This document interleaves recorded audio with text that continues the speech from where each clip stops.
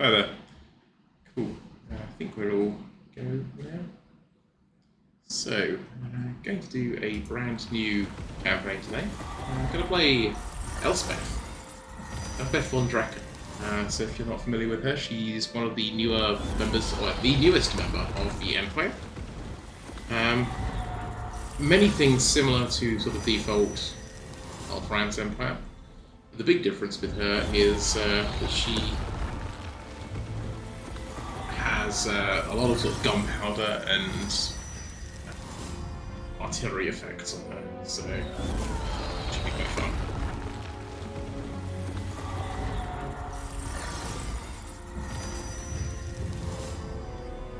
It's probably a little bit loud for the main game, so let's just adjust the levels slightly a bit for me as well, because it's a bit booming in my ears. Oh, I can do that in game with it. Okay, that's it. This is not how I can do that. So let's do options. That's right. And then where's audio? Somewhere around here. Sound.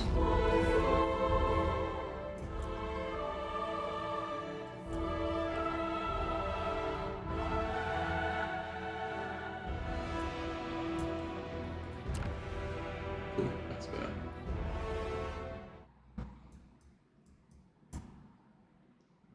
Just in here a little bit as well. Okay, I think that's probably better.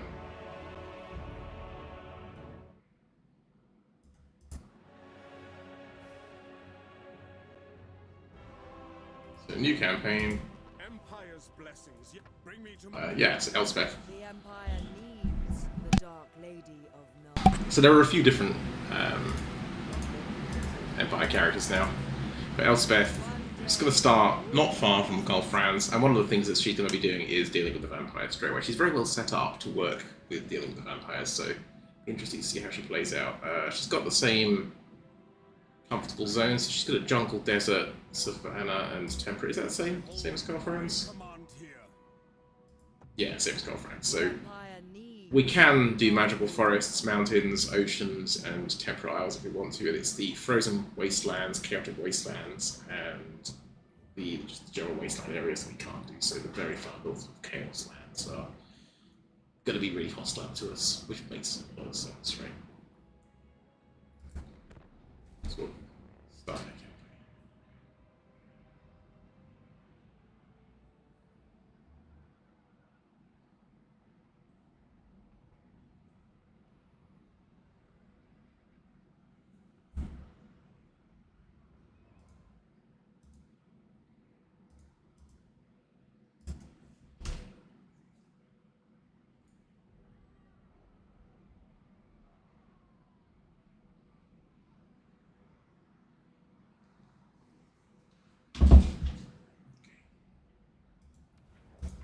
So I'm going to skip the intro video. It's not really relevant because it's the story's in the story campaign, and this is Immortal Empires, which is kind of its own thing. Embrace their mortality. Okay, so before anything else, so Path to Victory, we'll go through that in a minute. So let's just do a quick summary of the game world. It's just a standard quest coming up saying we've got to kill an army and take it to. At the beginning of every campaign, you have these kind of like sort of quests to give you a little bit of direction. So essentially, normally what will happen is that there's some kind of immediate threat. In this case, it's a little vampire army, so you get a little reward for defeating them. And then there's normally an immediate reward for taking your first settlement, and then for taking your first profit. So it just gets you on the right track, so you don't get completely lost at the beginning if you're new to the game. So there's just, before anything else though, just take stock of where we are. So you can see we're right next to Altdorf. So Altdorf here, if you're not familiar with it, is the capital city of the whole empire and the seat of Karl Franz. And we're just down there, we're just below Grunberg, which is like one of the smaller settlements of the Altdorf province. To our south, we've got a pass that goes up into the mountains, which is currently owned by Nuln, but Nuln often don't survive very long. I think they're already at war with the Wood Elves up here. Let's have a look. Yeah, they are. They're fighting these Wood Elves, and the Wood Elves tend to be a bit stronger than the Dwarves, so they're probably not going to last very long. Down this way, we've got some more Dwarves. Over here, this is where it's all changed now. So this is an area known as the Border Princes, which are kind of like Empire-ish, but not technically part of the Empire. However, there's the new ogre factions down there now, so they often become very strong. And you can see over here, that's Sylvania, so this is Castle Drakenhof, which is the capital for Vlad, the biggest and scariest of all the vampires, Vlad and Isabella. So he will be pushing across, no doubt. And then we've got some minor vampire settlements which are likely to be consumed by Vlad pretty quickly. Up here we've got the Griffin Wood, which is, so this is like the undead themed wood elves. They're meant to be wood elves that have been corrupted by Sylvania. I think that's the story anyway. I'm not a lore aficionado, so I could be wrong. And then up further north we get this area of the land that's currently marked off is going to be Kislev. We're probably not going to have a huge amount to worry about with Kislev right now, but later in the game we're going to see a lot of push because we've got the forces of chaos that are essentially going to be up over here, forming themselves. And once we get to the point where Archeon the Everchosen, the ultimate leader of chaos, is getting dangerous, he will come pushing through into this area. The other one we've really got to watch out for is so the Norskans are all around this area, and normally Wolfric the Wanderer is particularly dangerous and nasty. So, let's think about what our initial plan is. The first thing we need to do is really get rid of the immediate vampire threat, which is this minor faction here. We're currently at war with them, called the Court of the Night. So we're going to destroy these as quickly as we can. Once we've done that, we'll take a threat assessment and we'll decide whether we need to push over and start dealing with the vampires, whether we can push south and secure our southern border here, or if there's anything else crazy going on that we have to deal with. But that's going to be our beginning. Before we do our battle, let's just do a bit of upkeep. So you can see here we've got the hammer symbol on Nuln, which tells us that we can build something here. Now there is a special building chain in Nuln which we do want to do, which is this Nuln Cannon Foundry, and that's part of our victory conditions to build this up to the gunnery school. But we can't do that until we've upgraded our town considerably. We're currently at level 2, we need to be at least level 3 before we can build the first part down, and 5 for the second. So what we're going to do at the moment is just decide which of these things we want to build to get some more stuff in here. We could build the training field. The only downside to that is it only goes to level 3, and potentially that's a nice slot for a major settlement like this. That being said, we can probably switch things over later on. It might be the most valuable thing to have right now, because we're going to need to stack up her army. She's got quite a small army to begin with. She only has 10 people in it. So being able to get that up fairly quickly to 20 people with a good mixture of troops is probably a good idea.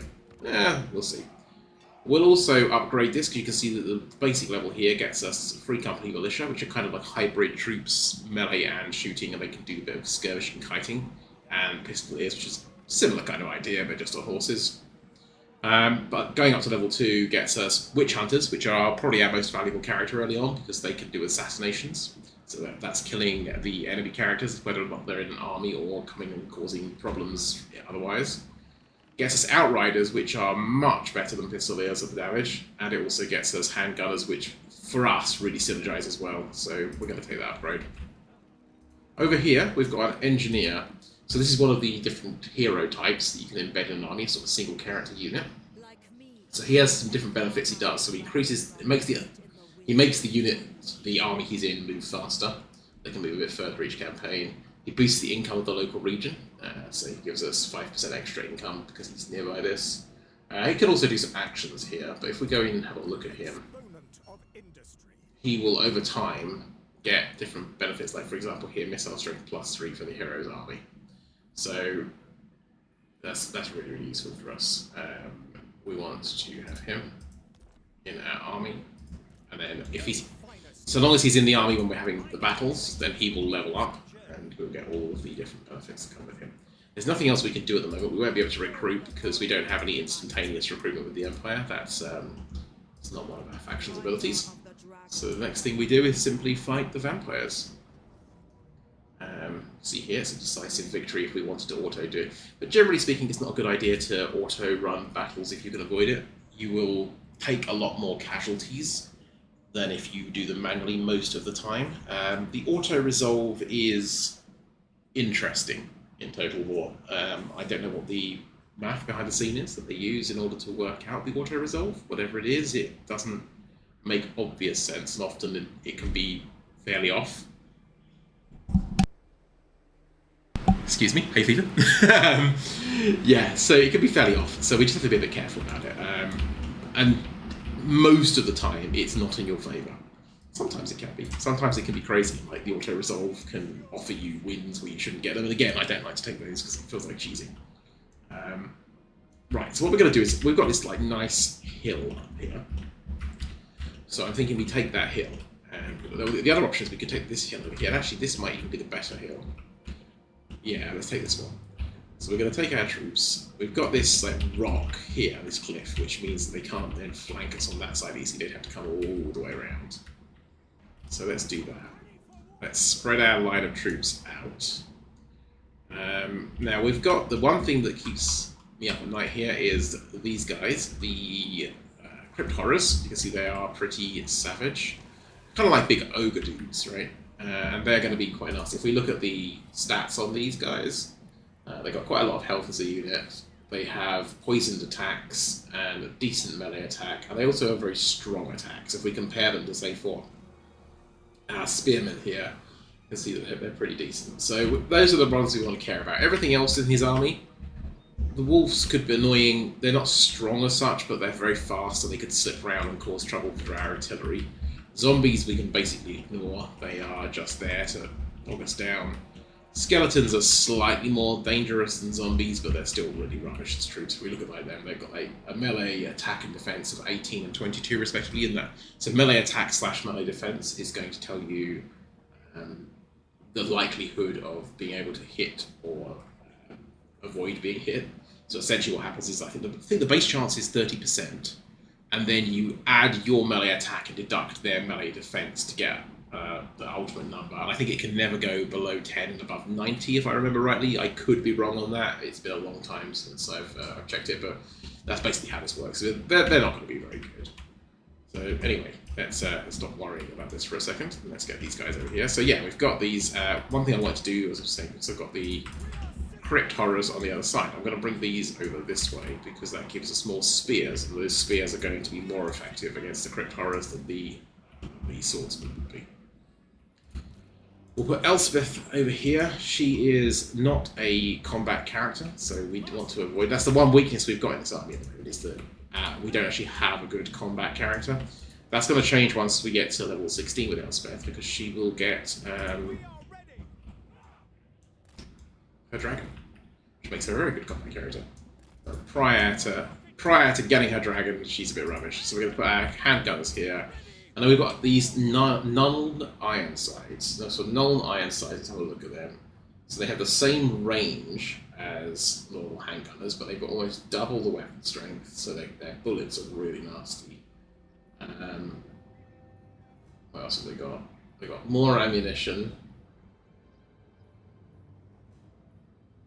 And they're a bit braver and they're better armoured. So they're just good handgunners, essentially. They're nothing absolutely exceptional. I don't think they have got anything like super. Oh, they've got black powder discipline. What's this? So as long as they're not moving, they get. Oh, yeah. So they are actually pretty good. So if they stay still, if they don't move, they get plus 40 accuracy and plus 10 to their reload speed. So they're much more accurate and they might reload much faster. So yeah, really, really tasty. Big upgrade over the standard handgunners. Cool. So that's us. We're gonna start here. We could channel magic now, and what channel magic does is it allows us to try and re-roll how much of this magic pool that we start off with gets put into our starting pool. So this is like a reserve that will drip into the pool that we can actually use throughout the combat. I don't think channeling is a good idea unless it's really low, like 3 or 4. Often it can end up in worse results than to start with. So we can start that one. Now the big thing we're going to start with is just raining down some hell with our artillery. We've got 2 lots of artillery. We've got this rather wonderful Hellstorm rocket battery, as you can see now, and it has pretty much no accuracy at all, but it doesn't matter because it just absolutely obliterates things. And then we're immediately going to move our cannon to taking out these guys. Now the cannon is anti-large anyway, so it's going to be particularly effective against these large units coming over here. I'm going to see if the Hellstorm will take out the dogs actually as well, because the dogs are probably the most threatening thing next to the large guys, and let's ignoring the vampire himself, but we'll have to deal with that as it comes. Elspeth's got a spell called Spirit Leech, which is going to be fairly effective against the vampire. It's just a direct damage spell, nothing very flashy, but it will just cause him trouble. Cool, yeah, so we're taking damage. Now with the undead, when we're fighting them as well, is they play by slightly different rules than we would get for other things. Yeah, we're getting a few shots in there now. Not amazing. Yeah. See.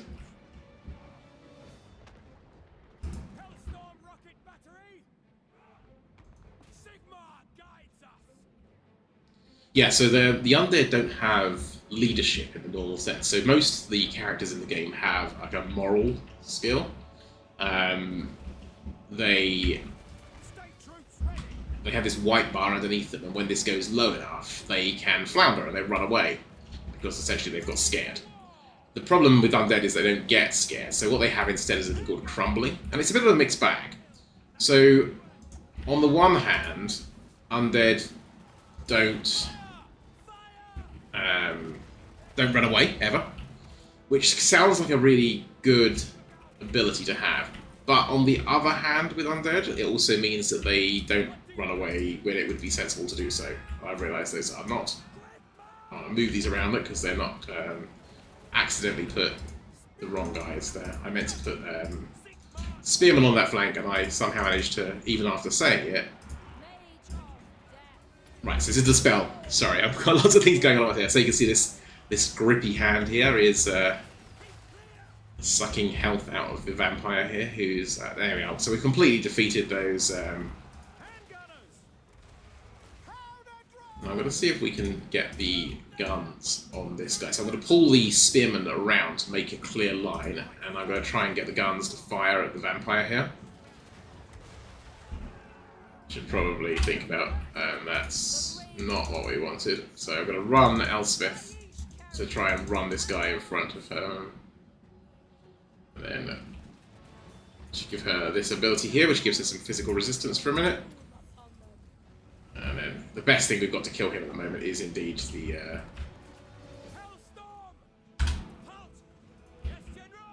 we might be able to do some manual... Yeah, we're going to fire our rockets at the ground here. I'm just trying some splash damage on the back of this one. There we are, that's perfect. So our guns have destroyed him. Now, because they've killed the vampire, his magic essentially holds everything else together, and you can see all of his troops just fall apart. It's not just the vampire, I think, it's all any character, and it might even be the big monsters, like there's a thing called a Vargolf, which is a big trolley bat thing. I think those count for holding them together, but that's one of the powerful things fighting with undead. You can just assassinate the magic users. That breaks the spell, the whole thing just collapses. And we did well there, right? So we took 53 damage overall. And it was spread kind of like flatly. And this is one of the things with like auto. So when you auto resolve, often it does a lot of damage to a single unit, which is much harder to recoup than if you evenly spread that over units, because each unit has its own replenishment at a given turn. And then we get a choice here. We can give a little bit more experience to all the characters in the unit. We can just replenish their health based upon what happened there. And we're going to do that. The reason we're going to replenish health here, that's just telling us well done. We got 500 gold for completing the quest to kill that army. And now we've got the one to get the settlements. I say these are just the starter quests. So we now have replenished the health, which means that we can move straight on, because your movement only ends if you do a settlement battle, or you move to the extent that you're moving for a turn. If you fight a field battle like we did just there, that won't end the movement for the turn. You can do subsequent ones. I think you get slightly more movement, even possibly. So you can potentially fight 3 or 4 battles in a turn in specific circumstances. Before we do anything, though, we've got these upward pointing arrows on our characters. So let's go in and have a look at upgrading them. So each character has essentially 4 paths, or they're not trees really, because they are linear-ish. Kind of. So actually, well, they kind of are hidden trees, because you unlock from one, then you can choose anything from the second section. Then you unlock the middle section, you can choose anything from the last. So for each character, the bottom couple are kind of standardized. So the blue one is also that campaign map. Removes corruption from campaign map, makes you move faster, replenishes your troops more, allows you to do a thing called a lightning strike, which is a way of doing a battle without allowing reinforcements from the enemy side to come and join. The red one is all about buffing your troops. So it gives them more leadership, improves their strength and their melee attack, and just generally ups the stats. And then you can do it by type of troop. So I think if we look here, like Emperor's Finest buffs all of these sort of standard military guys. And if we were to choose Pistol Corps, that's all of the kind of archers and handgunners, including things like the pistoliers on the horses. Then this one up here, which is purple in the case of Elspeth, is like the unique. Not unique, but the specific skill traits for your kind of character. So in Elspeth, she's a sorcerer, a mage, and she uses death magic. So she's got Spirit Leech at the beginning and go forth. If we were playing Karl Franz, this would all be his physical skills to make him more of a tank on the battlefield. And then finally, the truly unique stuff is the one above this, which is, this is Elspeth specific. So this is like her unique things. But we have to get to rank 12 before we can unlock that. So we're just going to lean into Spirit Leech at the moment, which is the spell she's using for direct damage that was attacking the vampire there. And what we want to do as well is to get across into some of these other ones. Like Doom and Darkness here is really nice. That knocks 16 leadership off an enemy straight away, makes it much more likely they'll run away than fear. Aspect of the Dread Knight is really nice. That gives magical attacks and causes fear. And then Soul Blight, which is probably the one we're going to go for next. This is just a big debuff, and it does to all enemies in range. They get their weapon damage reduced by 25%. Their armor-piercing weapon damage reduced by 25%, and they also get their armor debuffed. So it makes them much softer targets for us. And we're going to do the same thing with our engineer. And with him, we are just going to go survivalist, which gives him sort of more hit points. And much like Elspeth, he has to get to rank 8 when he gets his kind of unique stuff, which is going to be buffing all of the artillery and firearms units in our army. So with those things done, we're going to come and take on this settlement. So it's slightly different in that this is a settlement battle now, so if we wanted to, we could do a thing called Encircle, and that allows us to essentially sort of sit outside, and every turn the units in the settlement will get weaker and weaker, and make the battle easier and easier for us. So if the battle is very close cut, sometimes that's a thing that's worthwhile doing. Obviously, you lock your unit down for a number of turns, and you also open yourself up to giving them time to bring reinforcements. In our case, though, we're just going to fight that battle straight off. Becomes more useful late in the game because a lot of the time settlements will then get walls around them and more defences and garrisons, so having sort of an ability to deal with those without losing massive amounts of your own troops could be helpful. Very early like this, often you're just fighting a field battle. And again, we can see like here, we've got a very straightforward field battle, and to be honest with you, not much of a threat. Now this is an interesting map for us because we're up on this like crested hill, and you can see we've got bats and wolves, which are going to be our problems. And the problem with bats in particular is that they can fly right overhead and then come down and get into melee with our ranged units and cause us trouble. So let's think about what we're going to do here. And this is a bit of a rubbish landscape for us because we don't have a great line of sight. Just trying to decide where's the best. I think maybe here we just run forward quickly. So we're going to have to think carefully about how we position things at the beginning here. So let's just get our troops out to begin with here. I think we get these guys, we'll put them in the middle here in sort of a squarish formation. The reason square formations are quite nice is because it's quicker to turn. If you have long formations, then it's the outsides of that long oblong that take time to sort of shift the whole unit, whereas squares are a little bit tighter and can turn sharply. And then I think what we'll do is we'll do something like this to begin with, just to insulate these, because I think that's what's going to happen, is they're going to come round and they're going to try and slam down into us.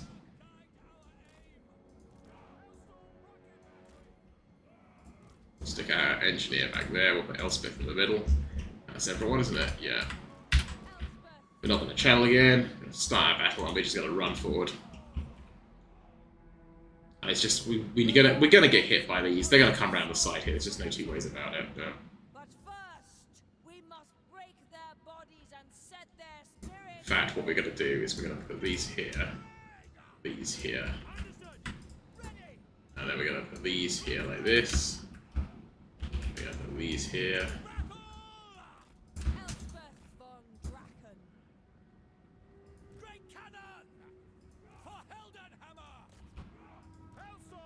See if we can get some shots in there. Yeah, I knew this was gonna.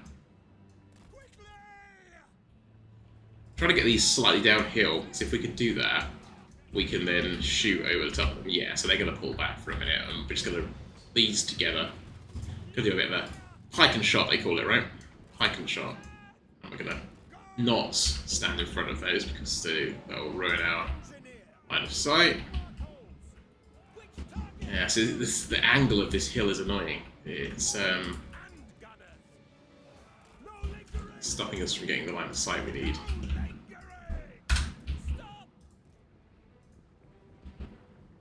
I wonder if we could... No.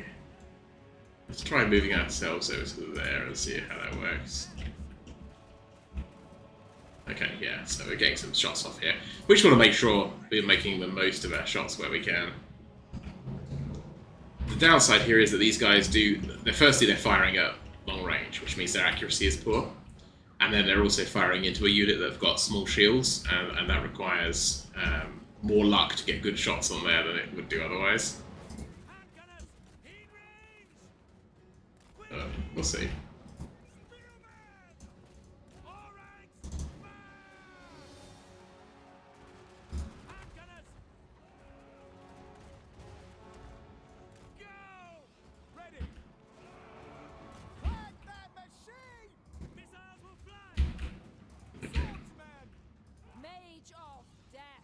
Right, yeah, so the bats are coming in here, that's exactly what we expected. So we'll pull these back, we'll fire the guns into them. In the meantime, let's...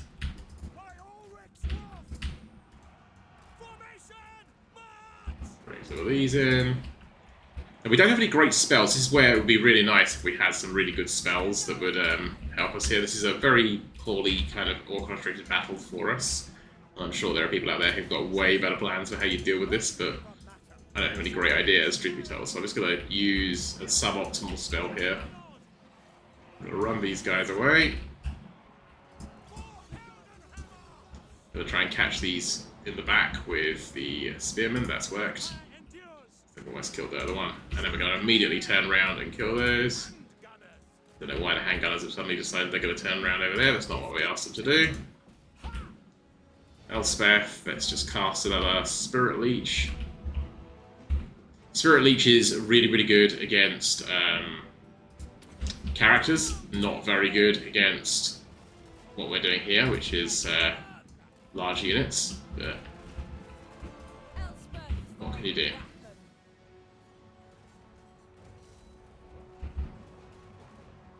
Yeah, it's really annoying that we lost the unit there.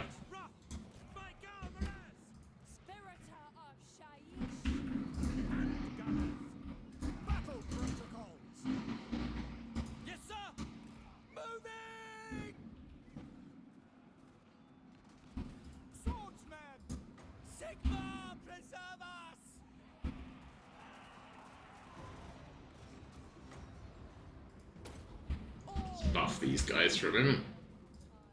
Engineer for the Emperor. Quick march! State troops ready. Handgunners. We are Sigmar's heirs. Our weapons are yours. Let's move them to a slightly more efficient position for this.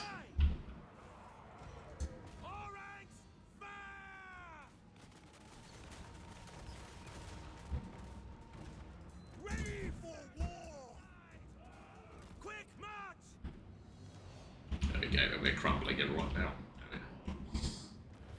Okay, so we got a little bit broken by the terrain on that one, which was annoying, but it was a combination of bad generalship from me, but also the terrain was tricky because the line of sight wasn't there. Had we had crossbows, different thing, but we couldn't really bring the artillery to bear, we couldn't really bring the handgunners. Well, handgunners did alright. But just, yeah, just a bit tricky. That's okay, we got what we needed. So now we've taken this settlement, we get a choice. We can raise it to the ground, literally burn it. This is useful for things where, for example, you might have taken a very large, very significant settlement in a place which you have got absolutely no hope of keeping, and you know you can't sustain it for more than a turn. Like, they're going to get defensive up, so they come and take it back.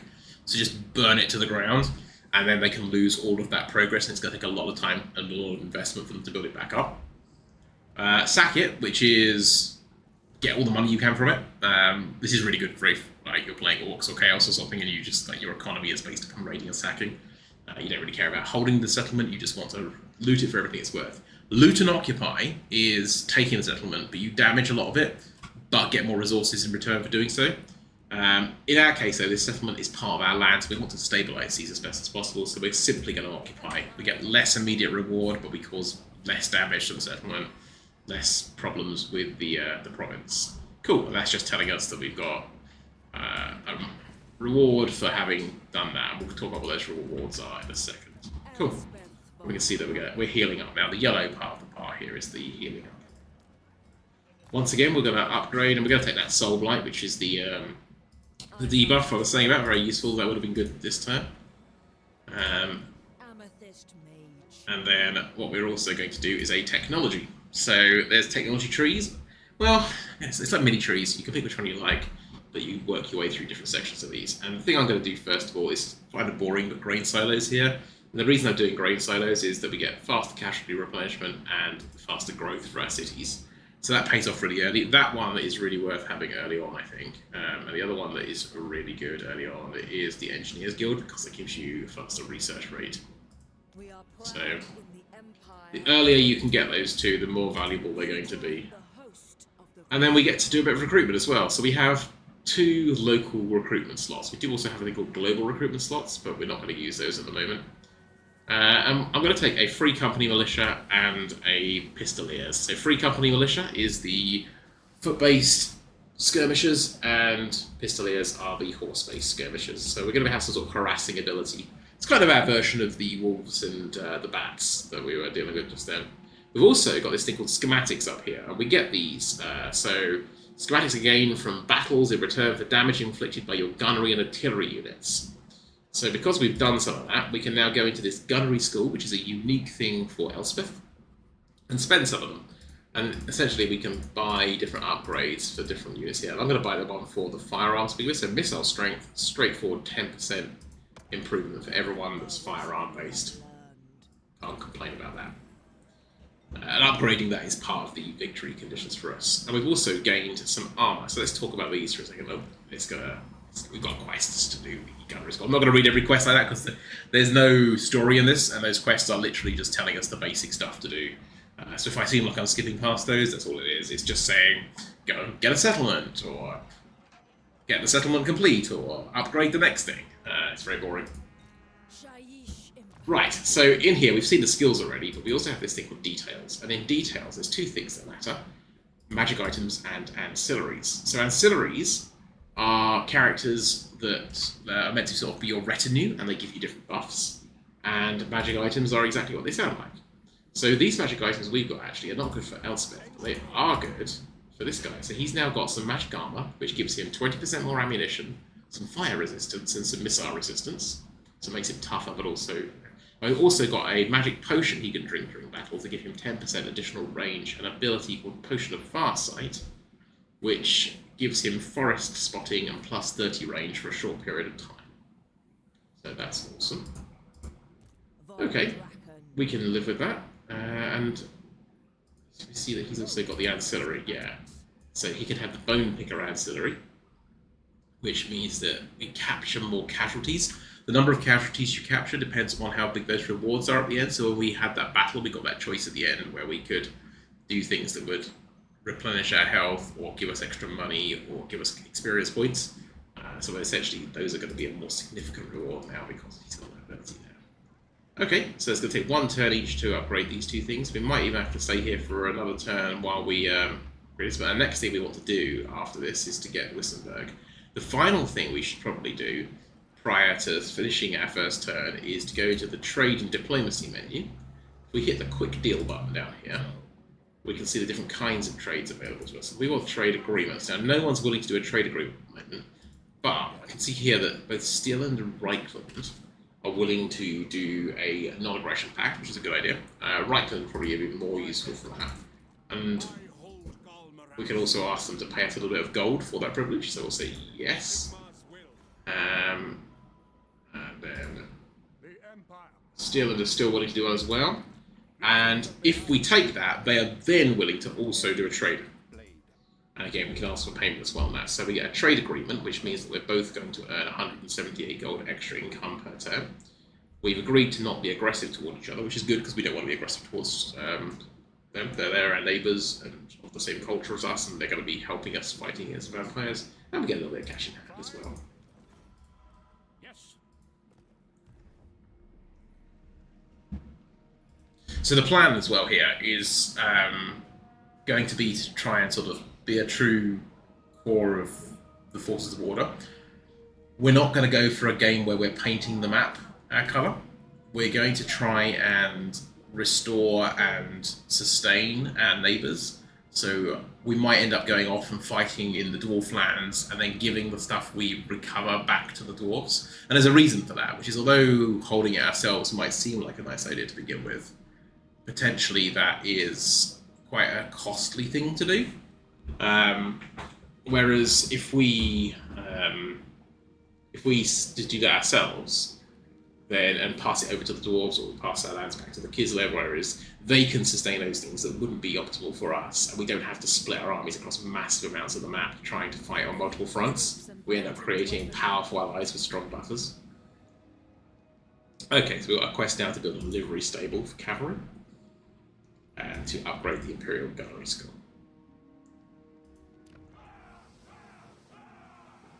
So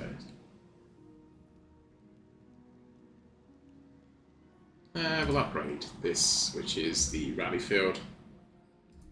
Amethyst Magistrate. We got one more victory point, one more point for this guy, and nothing very exciting at the moment. So I think we're going to take piercing shots, which is a straightforward damage buff to his guns. Join me. And then we're going to take some more units here. You can see that we've got some more options now because we had that additional construction in Nuln. So let's take, I think, just a couple of cheap spearmen at this point. It's probably a good idea just to build, and that's just to build out our ranks, right? So one of the problems we have is that they have a lot of infantry and you can get overwhelmed by all the zombies. And then, although the zombies won't do much damage, that can then make it more difficult to move around and protect things important from stuff that does do damage. So just having a few cheap spearmen there just to be able to pin those zombies down and stop them from completely overwhelming us is probably a good idea. We should get next turn, we'll get the handgunners, so we can add a couple more handgunner units.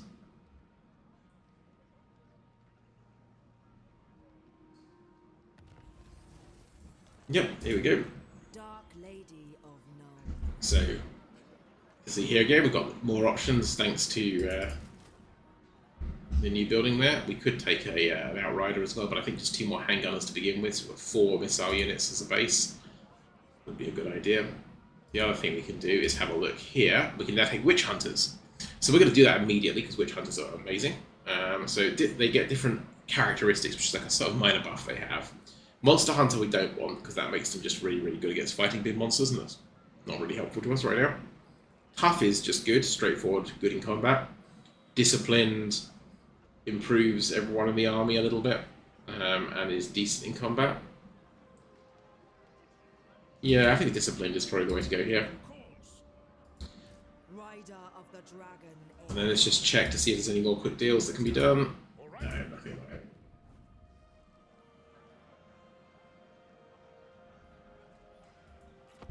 that. Okay, so we'll just pass through that again.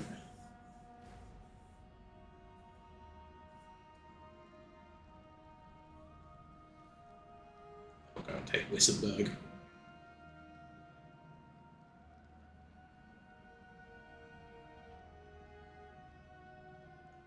Characters are particularly powerful in Warhammer, so it's normally a good idea to have at least a couple in an army.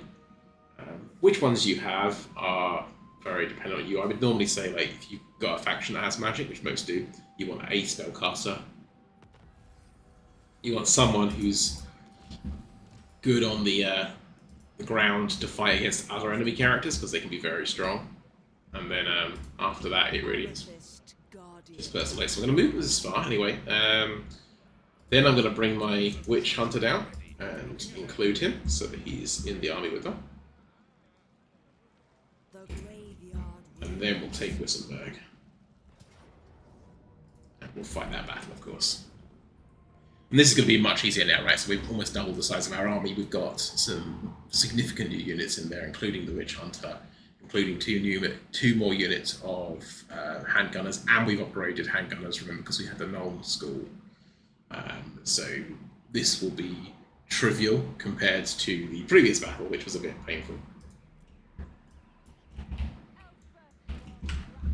So let's think about it. We're gonna we really don't need to think too hard about this one, I think. So maybe what we do is we stack up a good front line, and then we're gonna put our handgunners in between, so they've got a nice good line of sight to begin with.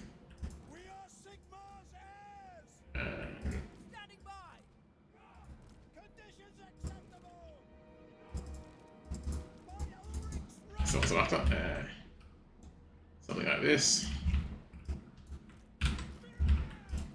But Elspeth is behind here. Our Witch Hunter's going to stand up front here, looking pretty cool looking in his Witch Hunter outfit. And then, to be honest, we're probably not even going to get to the point where like they've taken much damage. This is going to be everything just gets destroyed real quick. And then we're going to protect these each with a unit of Spim. And finally, we've got a Free Company, and we might put the Free Company over here. So the Free Company have a thing called Vanguard deployment, which means that they can deploy not only in our green area, but anywhere that's not within the enemy's deployment buffer.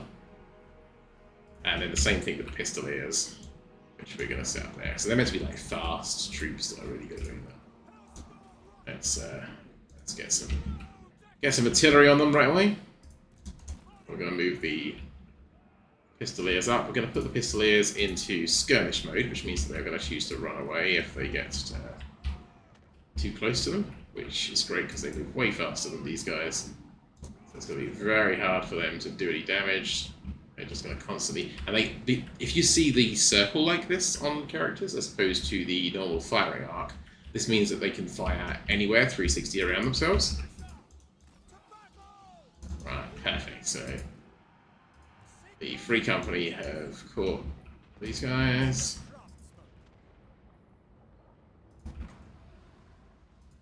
We will lower the...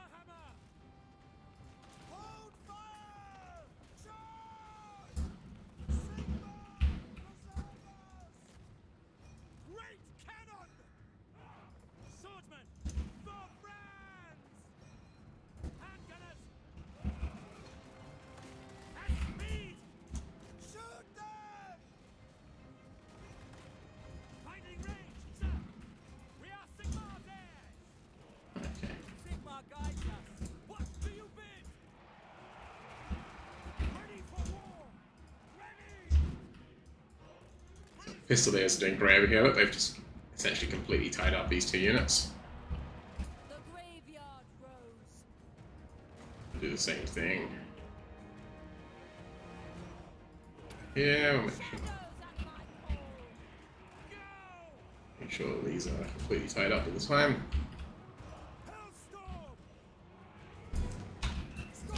Stop those for a second so that we don't end up with...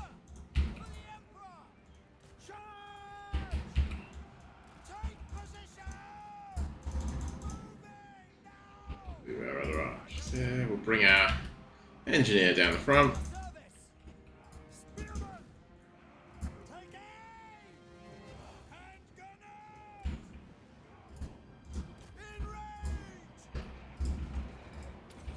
We're going to hit these with a quick Spirit Leech.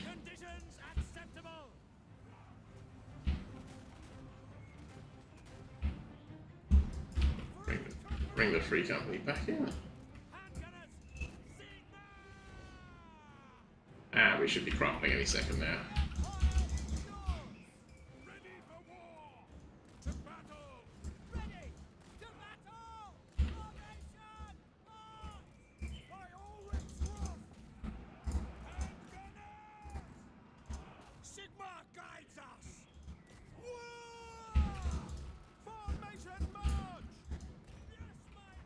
this over here. For Heldenhammer! Great cannon! Sigmar commands! Let's go! Charge! For the Emperor! Hand gunners! For Heldenhammer! Ready for war! Swordsmen! State troops ready! Hand gunners! Quickly!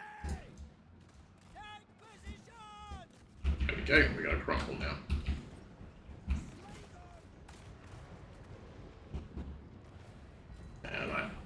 And that's a straightforward victory there. So we took a few casualties. It's the best generaling, but let's see, we got through that easily regardless. It took 1,580 casualties. Well, with the undead as well, though, I'd say that the early undead really, really weak. The late game undead,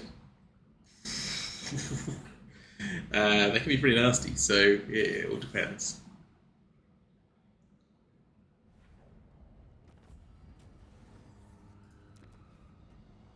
And they've got the same thing here, so again, we're going to occupy because we want to sustain and hold control of the settlement. We're just going to skip through these because it's just telling us the same stuff we've heard before. Elspeth von Draken.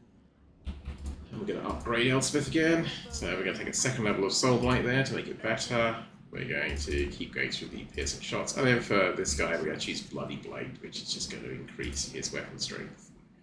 And then we're going to give him an enchanted shield, which is armor plus 15 and melee defense plus 5, because he's our most likely to get into direct combat with intention guy. Are the strength of the Empire. I think we'll take some halberdiers, which are going to be really good for armor piercing, taking out the big stuff if we need to. And then maybe one more handgunner. Technology. So temptation here is to grab the research rate, and I think we'll do that. New knowledge is crucial for our elucidation. And then because we've got the entire province now, we've taken all three of these, the Nuln, Dombark, and Twissenberg. We can now choose a policy, essentially, for these commandments. And this can make recruitment faster, it can make growth better and construction cheaper, it can improve the income, it can reduce corruption, which is, so you can see that here there's a thing called corruption. You can see that the land was really nasty and grey like this, but it's going green now because we're reducing corruption because we've got rid of all the vampires. Or it can just improve control, and that's actually what we're going to do at the moment. So control is this measure here, and if it goes down too low, you get rebellions. So we want to get the control stabilised first, and then we'll focus on getting some more money in there. They're all good, so they're going to upgrade comfortably. And we can just push through. We're in a fairly strong position right now, so we've got those pacts with our northern neighbours. We've dealt with a chunk of the vampires to the south. We've just got to keep an eye on where Sylvania goes and whether it manages to kick off. The maps are pretty dynamic in the current game.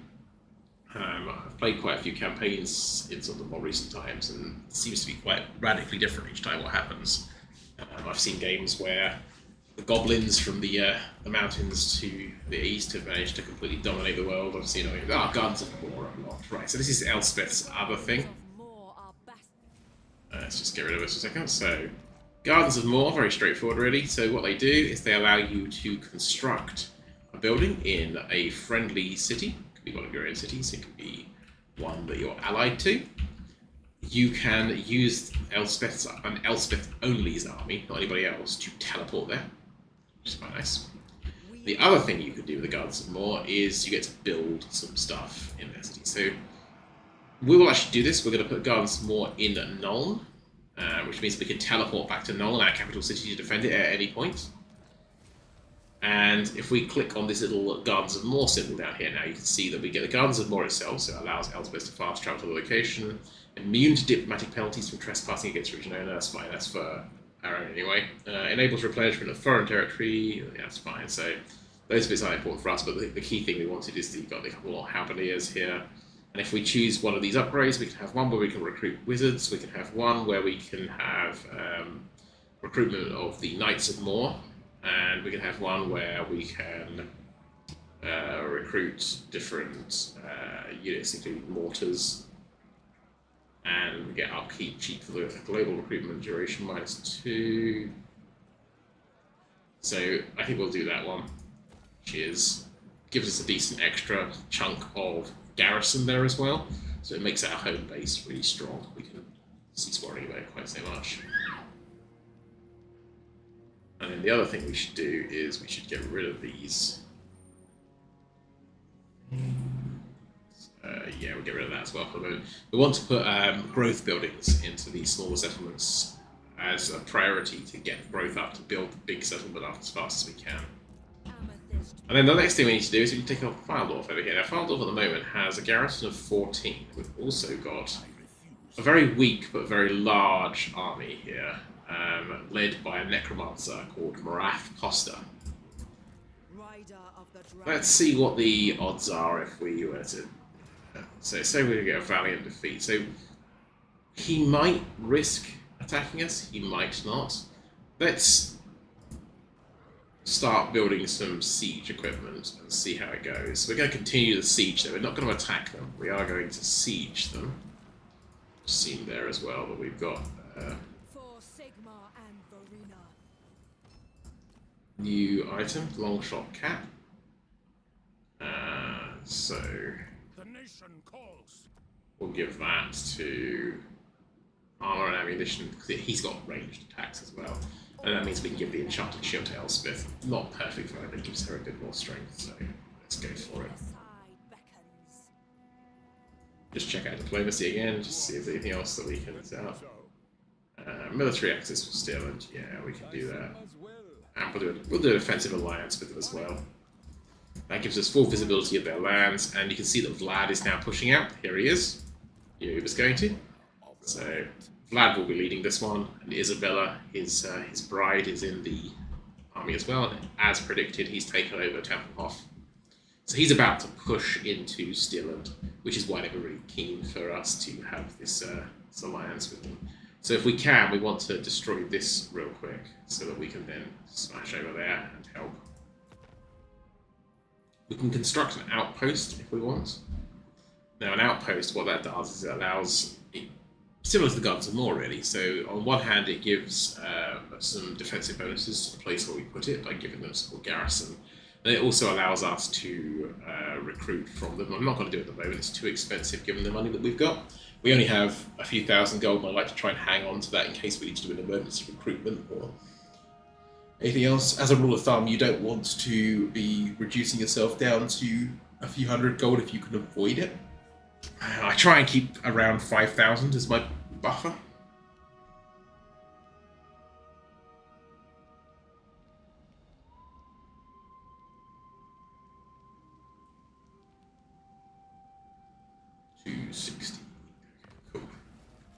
Okay, so they're going to build an outpost for us, though, and we'll be able to see that in Nuln. So you see there's a new thing here, which is outpost details, and we get 2 spearmen and a crossbowman, and we get some benefits from it as well. So, and they can also now recruit within our territory they wouldn't be able to do before.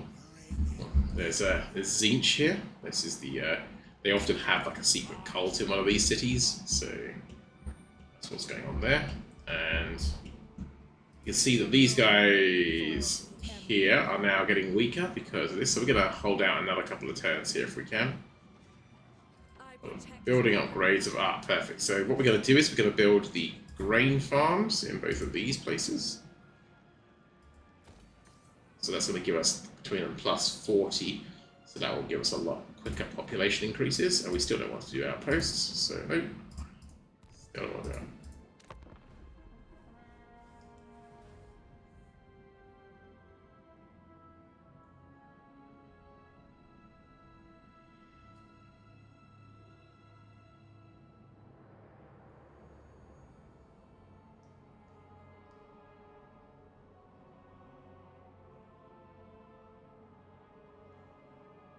Elspeth von Draken. Oh. Join the war against... Yeah, the Deceivers are helping fight the armies of chaos. And I'm probably not actually going to help him much with it, truth be told, just because I don't have much resource, but there's no reason why not to help him. He's being harassed by chaos. Clear skies. So you get +6 leadership. Your forces are benefit from a protracted period of good weather. Rations are plentiful, and there's spring and the steppes dried. Cool. Okay. We can probably fight this now. Sort of very victory. Okay. So let's just do a couple more turns of just holding them out. We don't want to lose too much of that, so it can be tempting to go and do like a battle of that sort. There's two sides to the danger. The biggest side is that you end up losing entire units of troops that you've managed to train, and that can take a long time to replace and bring an army back up to their strength. And the weaker side is just that you take considerable damage, if not complete destruction, from those troops, which can lead to some problems. We haven't really got any highly trained troops at the moment, in fairness, so it's not massive. So you see these chevrons here indicate the rank, so the highest we've got is rank 3.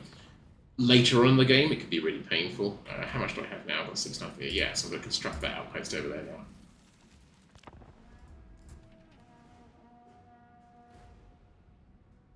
There's this orc army as well, you can see here.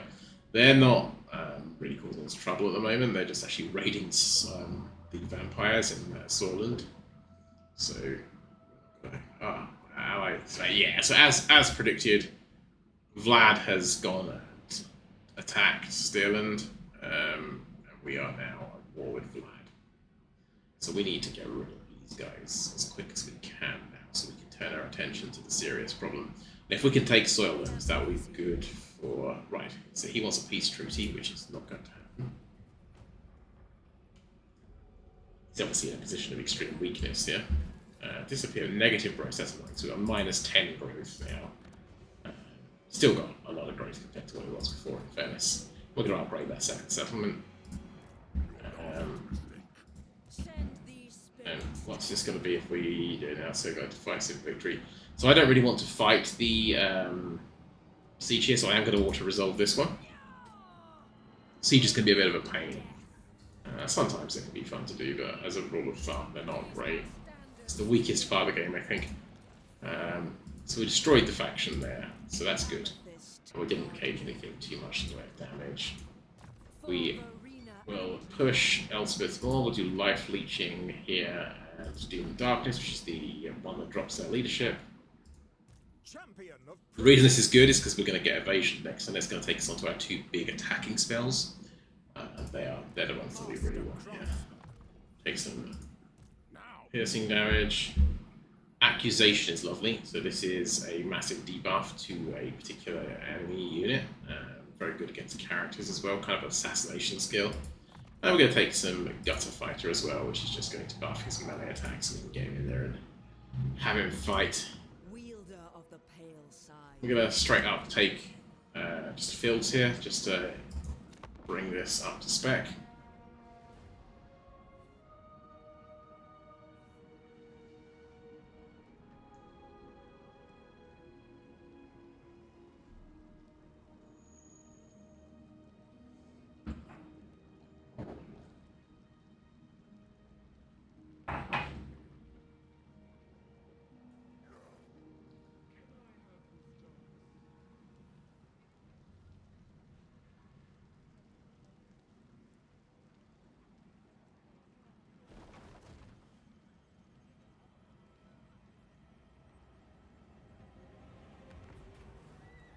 Okay, we've got Under Morsub's Glare. So this is an event that happens often.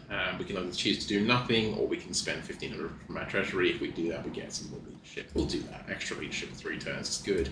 Debuffs at this point are not good. A couple of factions have gone down. We've got a thing to get 30 units of troops essentially to build a second army. The faction just went down there, by the way. It's the one I said was going to, which is Nuln up here. So exactly as predicted. Ah, excellent. So Steingart is being taken by Abelin. It's not ideal for us, because it would have been nice to have held the whole settlement, but in all honesty, this will do. So we do want to continue to build ourselves up a little bit here, I think. Let's take some industry in these places just to increase their money. We want to bring our money up, because the more money we increase, then the more troops we can have. And we're also going to go over here, and we're going to improve the Hellstorm rocket battery. So we get extra rockets when we fire one, because I think that's a particularly effective thing we have at the moment. Vlad is up here and pushing heavily in. He's got a second army kicking around. So what we want to do really is go down to south here and start harassing his armies and sort of taking his legs out from underneath him. There's a big dwarf settlement here as well, which hopefully we can befriend if we do that. There's no guns more over that side really, is there? So we could put a guard somewhere in Nilding, but I have a feeling that's going to be destroyed by Vlad real quick, so it might just be a waste of time and money. While we do this, let's just see if anyone wants to. Talabot land would make an agreement with us, and so let's do Averland. Come in peace. Affirmative. Cool. All right.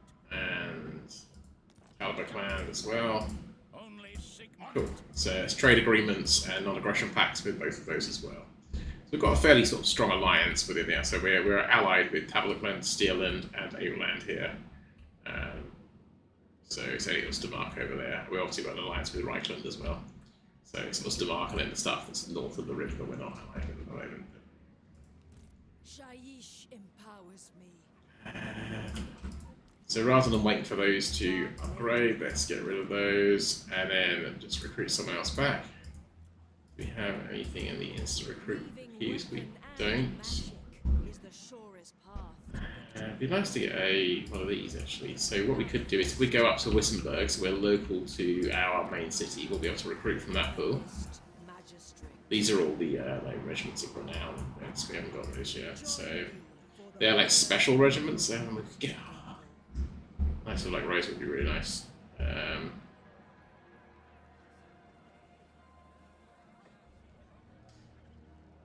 Knights of the Black Rose are really quite impressive, like defensive cavalry.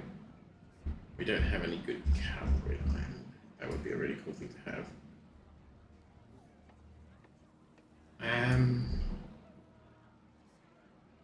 That's 2 turns. Yeah, we're just gonna take a mortar. Mortars are an interesting artillery for the Empire, so they're not massively powerful, but the thing they do is because they fire in an arc, they have the ability to harass and cause damage in ways that other artillery that has more direct fire, even stuff like the Hellstorm rocket battery, simply doesn't have. So while people sometimes say mortars are rubbish and you shouldn't take them, I think they have a real value, particularly if you find a good place to put them. There's 2 things. One is that they can continue to harass and break down back lines. And the other thing is that they can really do a good job of forcing the enemy's hand and making them come to you by causing significant damage to the point where they really sort of have to think about how they're going to deal with it. Right, so we're going to go and we're going to take the moot. Obviously it's not going to happen right away, but that's essentially what we're going to move across to here. This is just like a single orc, so we don't really care about him. It's going to annoy Averland a little bit, but honestly I don't care.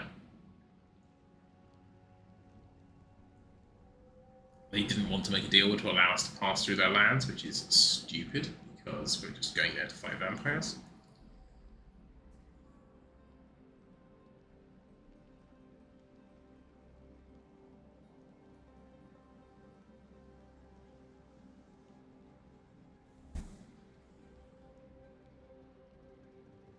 Bring me law and lost wisdom, Okay. and I shall treat with you well.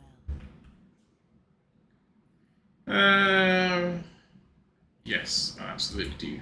Military access, that makes a lot of sense. So that's what I was expecting Averland to do, is to say, let's have military access with each other, because then we can move our armies around as we need and help support each other. Whereas, a caravan has arrived. So this is a caravan from the far east, from Cathay. It comes across and trades now and again. That gives us a bit of money. And we got that Engineers Guild technology, that's lovely. 10 battles, I actually got just, I think took 10 battles. Cool, so now we can start doing some research that improves our troops. So essentially we've got infantry troops and missile troops, and this one over here, which is ordnance. What was this? We don't need more ammunition for that. So we're going to do this one here, though, which is more ammunition for missile troops and recruiting costs is cheaper to begin with. And then we're going to do that directly into missile strength. And actually, no, we won't. We're going to do this one here. So speed for infantry units. And then I think we go to here, state-issued weapons, which is straightforward +4 attack and defense for infantry. Even though we're missile based, having that just like stronger front line is going to be really helpful. We are to stand against the old foe. And then we're going to take a risky move here, and we're going to force march, which is like a speedy march. Now the risk here is if we've made a mistake and it turns out that Vlad is really close by, we could get caught because you can't run away and you're exhausted when you do this. The benefit, of course, is that we get there fast, upgrade our industry just to get some more money coming in. No, we don't want to do a outpost at the moment. We've got way too little money to be wasting money on that. So we're going to hit the Moot, and then we're going to move down to southern Sylvania, and we're going to sort of hit the Vlad heartland and see if we can cause him some real pain there. Essentially causing him enough that he's going to have to pull back into Sylvania, because at the moment he's extended out towards the Reichland. That's great, that's Karl Franz that wants to come and have some military access, which absolutely yes, because presumably you're going to come and help fight against the vampires. Makes a lot of sense to me. Oh, dear.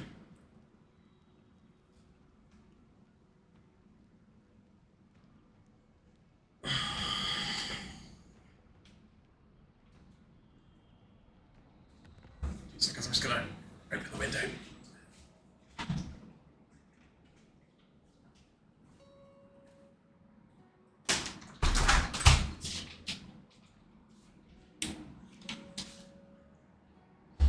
There we go, it's a bit nicer. Get some fresh air in here.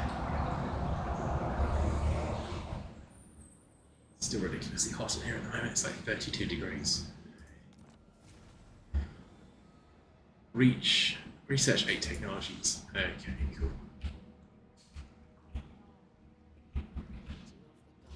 So yeah, that paid off well, right? So we managed to and then I think we might take Bandolier, which gives him more ammunition. Makes sense. In a longer battle, he might run out. Then we just go straight forward. We hit the Moot.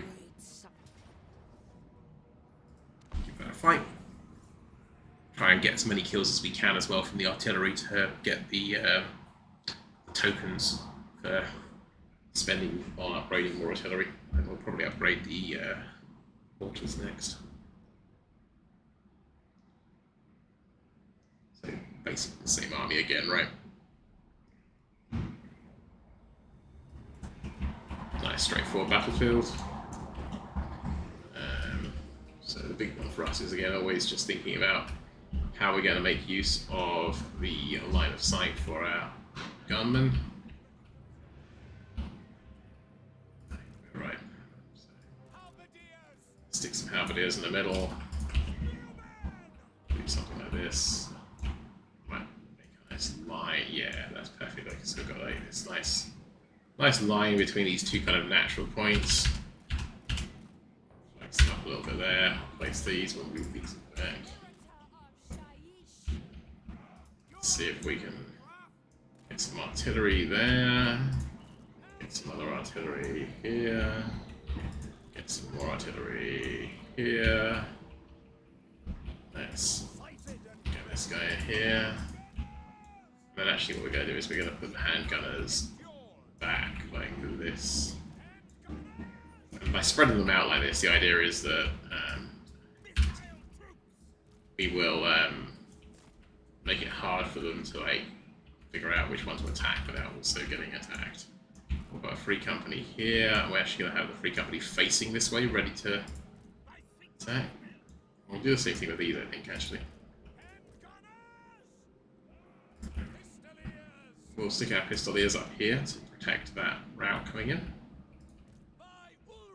We'll put some spearmen there. We'll have another unit of handgunners right over on this flank. Help. It comes in there. Get our witch hunter out the front, as we know. Then we might even have them at the back here. Keep them in reserve. And then we are going to channel magic this time because we only have 4 coming through, so let's see if we can get any better. No, see, this is why we don't channel magic. Okay, now we start our battle. So let's start this. Let's bring down as much as we can. We must break their bodies. So here's our mortar. Nice high arcs on the mortar. It's, very inaccurate, but still good. Yeah, it's starting to do some job already, right?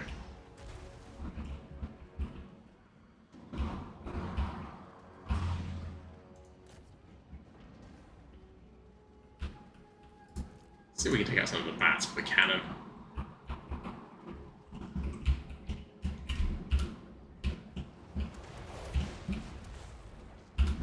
I do love the rocket launcher.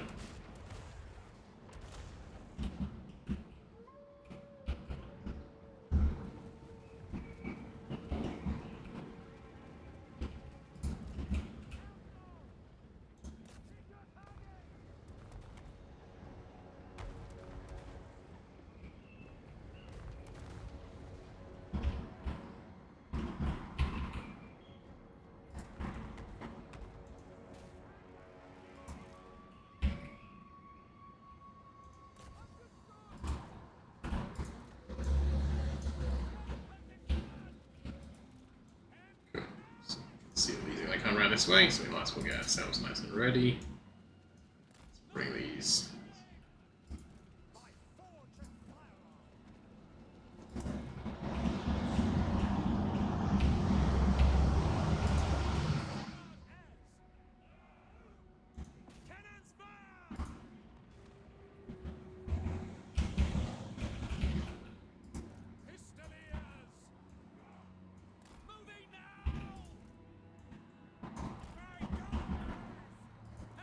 Oh, we've accidentally shot around guys in the back with a rocket launcher. That's not a good idea.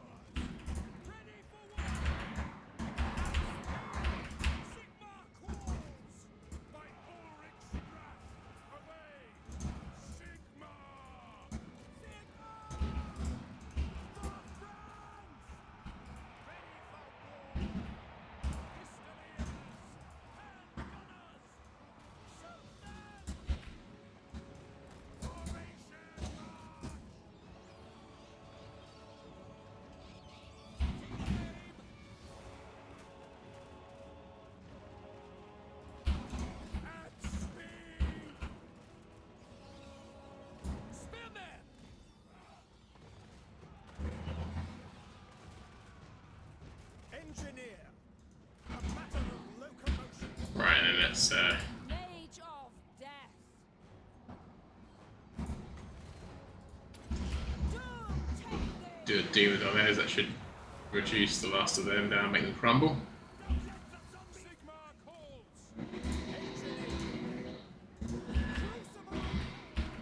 the Dark Lady of Nuln.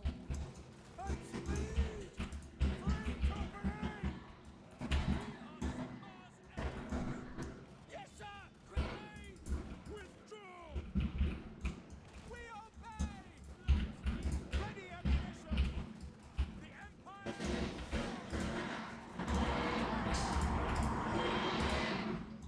Yes, sir.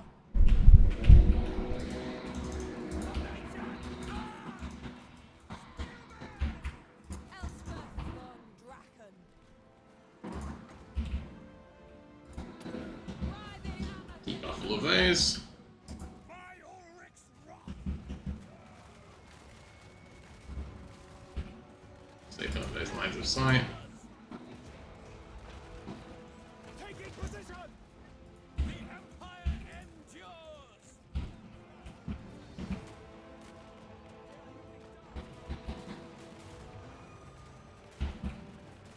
Ah, there we go. Yeah, crumble away.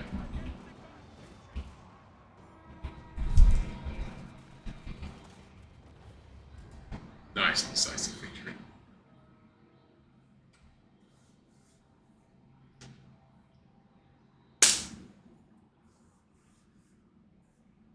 Accidentally forgot to move the pistoliers out of the way, so they got a little bit more of a beating than they should have done, but yeah, by and large, pretty good. And some decent kills from the artillery there as well, so I'd say that as a win. Bats didn't do much. The dogs were nasty. Surprisingly, the skeletons over there are pretty effective, but here we go. And we'll occupy this one as well. Go on somewhere we can have as a base of operation here. We'll grow from this as well, just to bring it up. And we'll do the evasion here, because that's going to get us to Buna and Xerxes. Buna is really nice, so Fate of Buna is strong for big units, so units with 25 bells or more, and it basically just does really big damage against them. It's crazy high damage. And then Xerxes is this vortex spell, so it like puts a thing on the map that moves around and does huge amounts of damage to anyone that comes near it.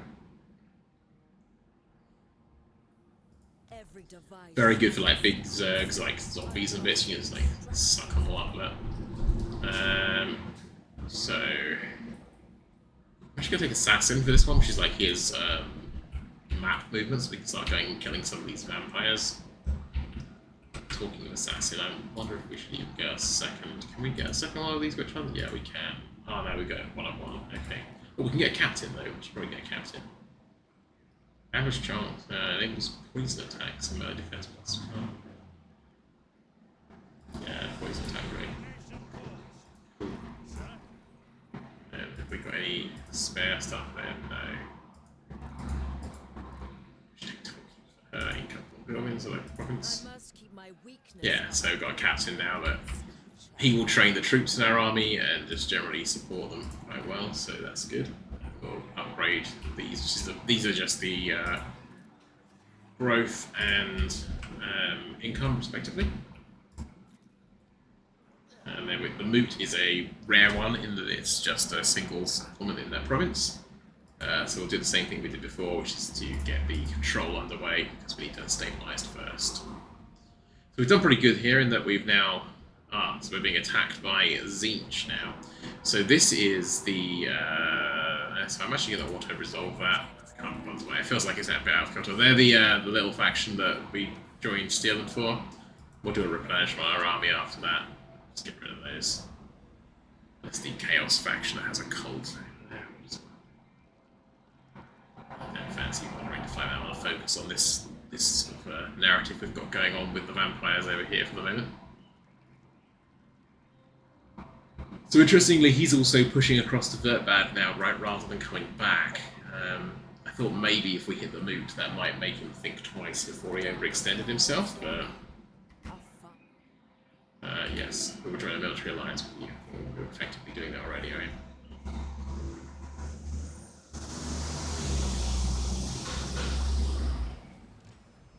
Okay, so we got some rewards for doing that. That's just telling us that we killed some people there. We got rates, a few things for doing that. Because we defeated the Changeling in that auto-resolve battle, we also got some bonuses here, which is post-battle chance of stealing magic items increased to hero actions second chance. So each time in the game you defeat a named character, you get certain special benefits. Cool. It's just telling us. Oh, we've got an unusual location in Dottenbach. So always check these out. Sometimes they're good, sometimes they are not good at all. This one here, and this is a good one. This is the Cathayan Caravan. So this is Cathay, which is the Chinese-themed empire over to the other side of the map. Have set up a trading post in Dottenbach, and that's going to give us extra control, growth, and income because it's a really nice thing. Sometimes it's a terrible thing, like it's sort of a gateway into the hells of chaos, but that's a good one. Right, we're just going to keep the momentum going here, I think. Now we are down a person at the moment, and we don't have any state troops or anything we can recruit yet, actually, don't we? But I think we're going to go to Swordshaven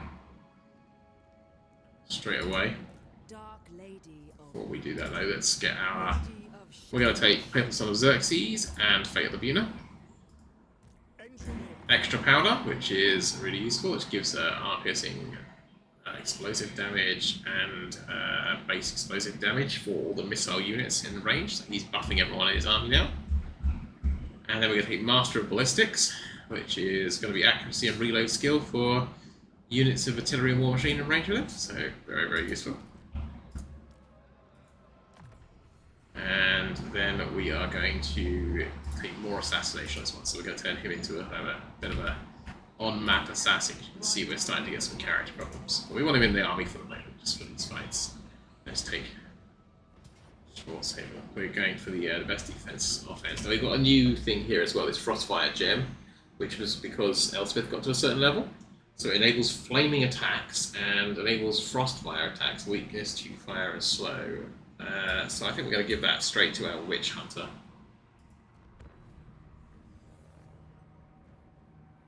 Flaming attack is going to be particularly useful here because undead generally have a weakness to fire.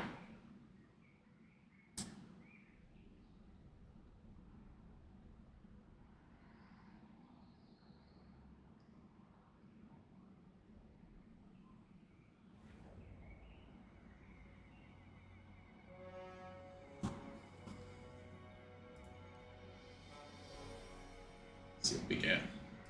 Okay, I've learned like my lesson now. Stop trying to channel magic, it never works. Occasionally it does work in fairness, but for me right now, it seems to never work. It's a bit of a long gamble. Okay, so we need to be a bit careful because we have got some damage on some of these spearmen. So we're going to go for a more traditional line here, I think, this time. Handgunners! What do you bid? Handgunners!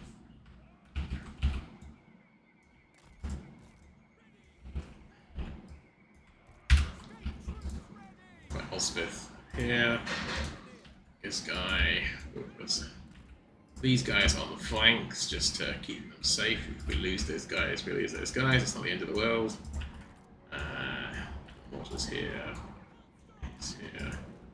Get this boy in the middle of them all, so he's buffing them. And then let's start our battle. Make sure that we are pumping Before me I see all of this in. But first, we must break their bodies and set their spirits free. Good stuff.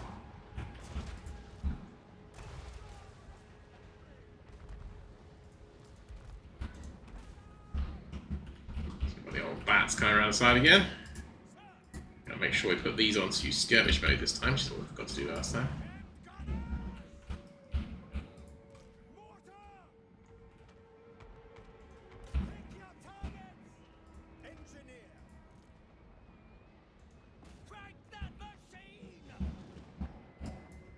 We await your orders! Where are we doing there? Wizardess of I'm gonna bring Elspeth across this way because she's actually gonna be useful in this fight this time. And then, unfortunately, we don't have the magic power, what we need yet, but if that gets up there, we can potentially Buna them.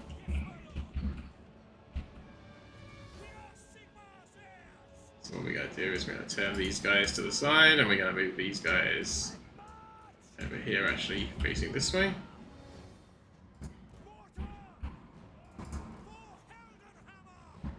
We're going to proactively take some of those out.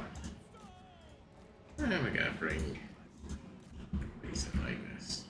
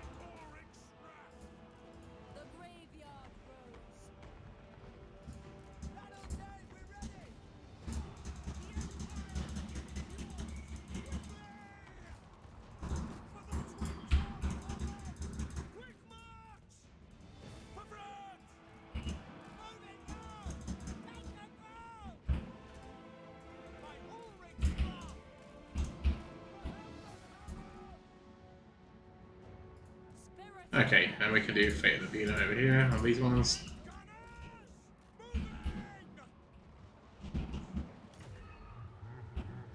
No, just destroy them.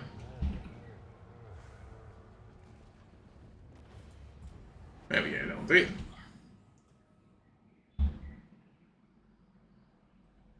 Alright, Mortar got caught on that again. There's dogs, it's always the dogs. If you know any good ways of dealing with those dogs, let me know, because I always find them a bit tricky. They overperform for their value just because they're so speedy. I think cavalry would probably be a good answer, really, like having even just some Empire Knights. Cool. We'll occupy. It's half tempted to sack then, but I think momentum and control is probably more important here right now. Okay. Grim Resolve. So what does that do? That gives us immune to psychology for all enemies in range. Yeah, so immune to psychology means we're not, because these all cause fear. So our troops are likely to just like run away and be scared. So having that not be the case is really good.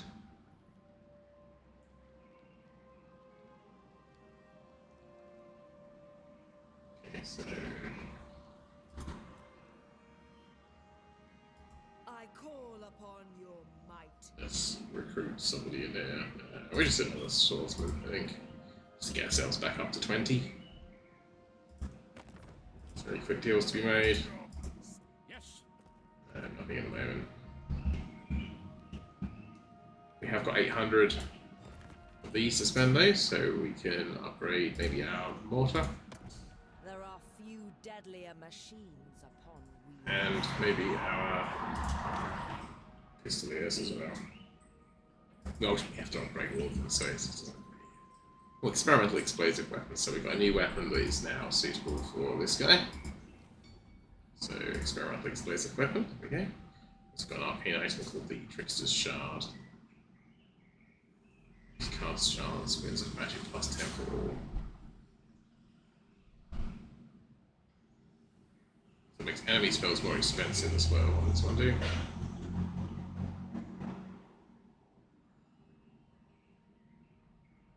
Cause terror. I quite like that. I think her causing terror is quite appropriate. Gunnery school upgraded. Cool. So we can now upgrade Nuln as well, which is our main settlement, and we can improve the income as well in this one. Your orders. And then we can. Oh yes, we've got our captain, right? So let's bring him It will be over. an honor.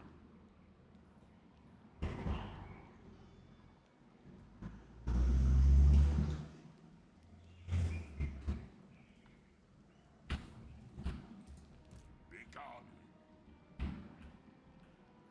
Blood's getting a bit dangerous over here. Oh, we've got the Fecundites here as well. Look, these are the Warriors of Chaos, but the Nurgle Plague guys. We might want to start a second army as well in Nuln, even if it's not a full army, just having a second lord there, and just with a couple of archers, a couple of. Oh, that's right, yeah, we've just got a. They're just the deceivers coming and attacking with no real purpose. Just let them do that, that's fine. Yeah, so having a second army there, just even with a few units and a lord, might be quite significant if Vlad does decide to try and go for Nuln.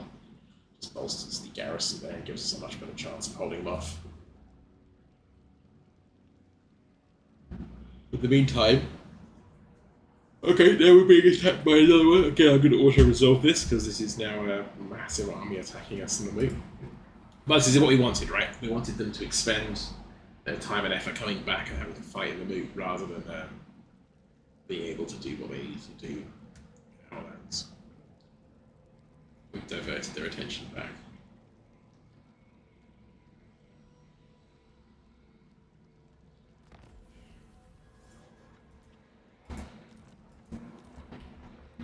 Yeah, so. I will not. Cool, so Zolfar is still standing. Let's see if we can. Can we get a. Yeah. You may speak before my shield No, they won't do anything diplomatic at the moment. I was hoping they were going to agree to like hang out with us and yeah, friends. It seems not.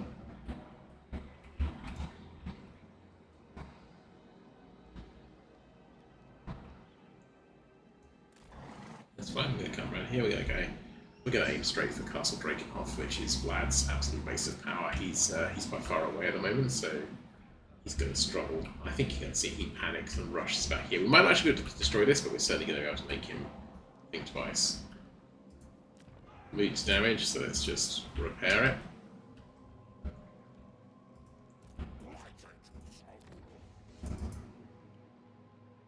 Four turns for the upgrade there. Push this through.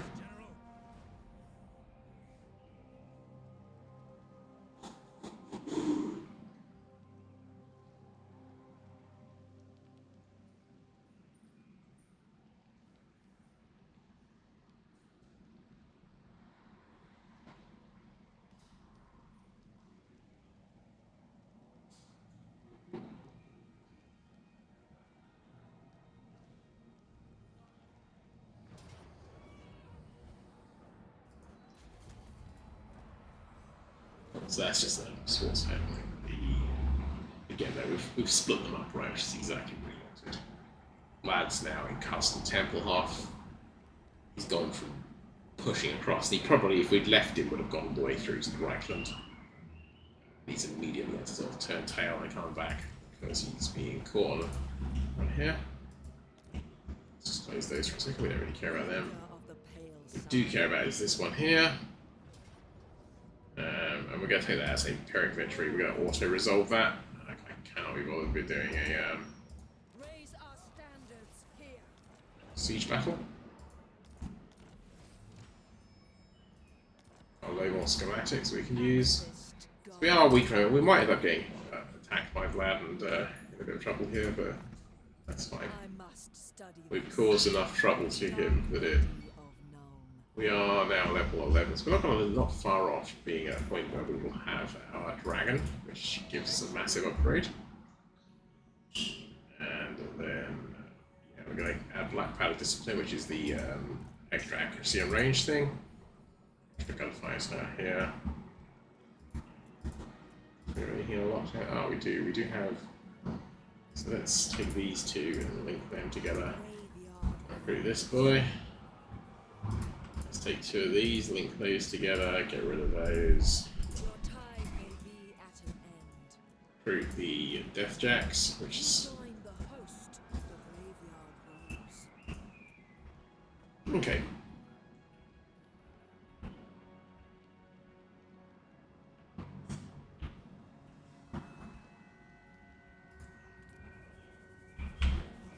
So this is looking a bit dangerous, isn't it? So I think we need to recruit a Lord over here. I think an Arc Lector. Their Arc Lectors are a little bit cheaper, and probably quite good for what we need.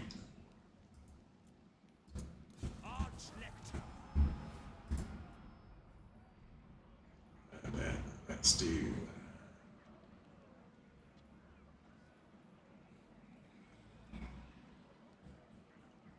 Just keep it cheap. Let's just do some spearmen.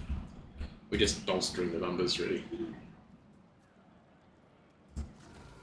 And build some defences here if we can. They're not really fussed out.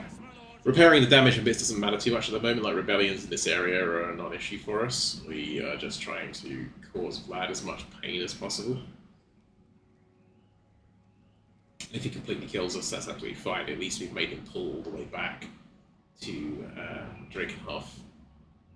And we've destabilized Drakenhof in the meantime. And then we can reform and can't push back across again.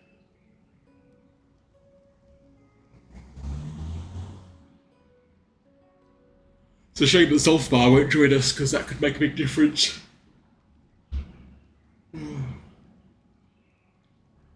Marius Leapdog was not doing much there. Okay, perfect. So we've got an option to take some money but Chaos Corruption, or have Reduced Corruption everywhere. Obviously we're going for Reduced Corruption everywhere. Shaiish empowers me.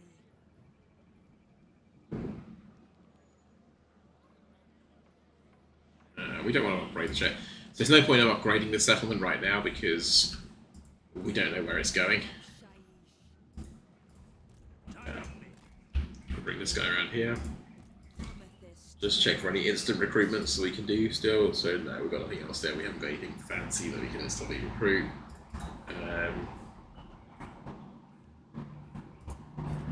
We're at level 2 on the gunnery school now, so we can further upgrade some things. We might further upgrade this one to give even more additional rockets to the Hellstorm battery.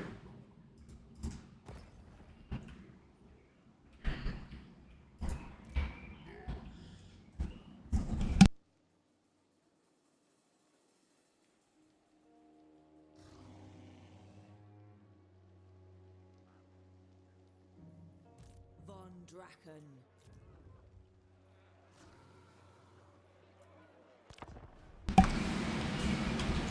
Let's see how this goes. I think he's probably going to come and attack us with all of his guys all at once. But we do have the option of using the gardens more if we've got the money for doing. We could use the fast travel to sneakily get out of there without magic.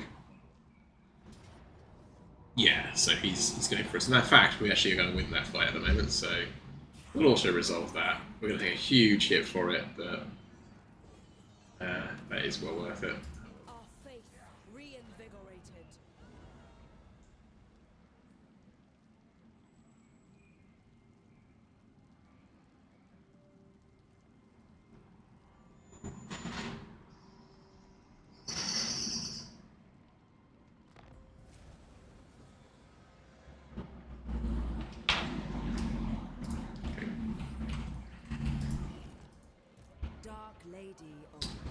So we've lost a fair chunk of our army, but to be honest with you, nothing that's not replaceable. So let's think about what we need to replace. We should do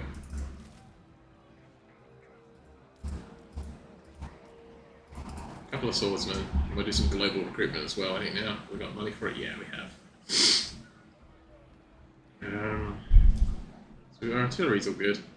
We've still got, so yeah, it is just literally our basic troops really, isn't it? That's 4 more of those.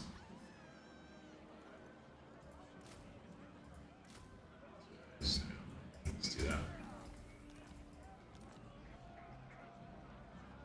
that. Wound recovery time is much faster. If we do die now, then we come back super fast because we defeated Vlad. We should repair these now, I think. We're at a point where this is probably worse than this is over. How should we proceed? And then we can embed our guy here into Elspeth's army. No. Wielder of the pale scythe.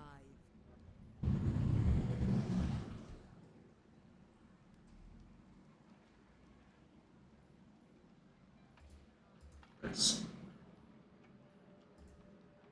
carry on as we are. We haven't got any money to do anything with at the moment. So we have got other skill points though.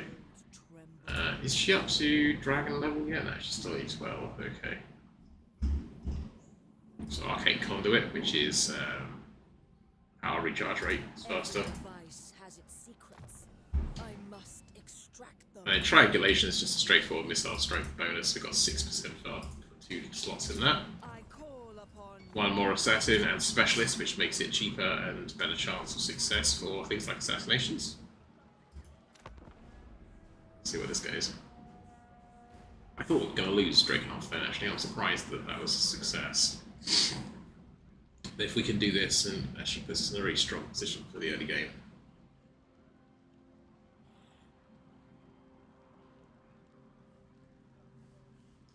Once we've secured Vlad, then the next step is going to be to go and try and look around the world and see what other forces of order need things doing. It might be worth us going down into the area where the border princes are and seeing if the dwarves are doing okay down there. Having a strong dwarven force there is going to be really, really helpful later on in the game. So if we can build those friends up now. Okay, we're going to take growth at the cost of a bit of stability for here. Amethyst Guardian. Cool, this is all going nicely.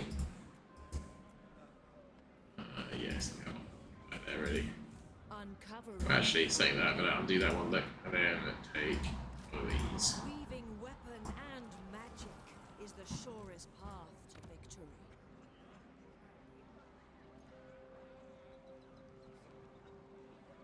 Let's add some torches there, which help us Arena and Nuln. control the. Well, it helps with the control and also with the corruption of the area. True servant of Sigma. Yes, he's now shooting back off. We could take this out. I don't know if that's going to be possible for. Yeah. Ah, we can't afford to colonize it. We can do it next turn.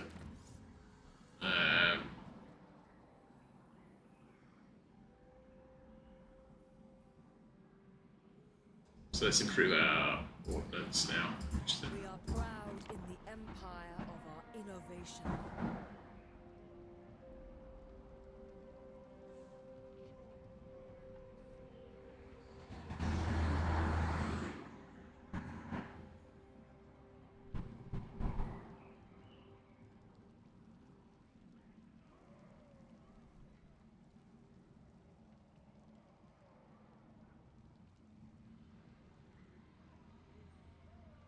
Future, present, past. Okay, cool. Midland, what are they up to? They want to have military access. I don't see a problem with that.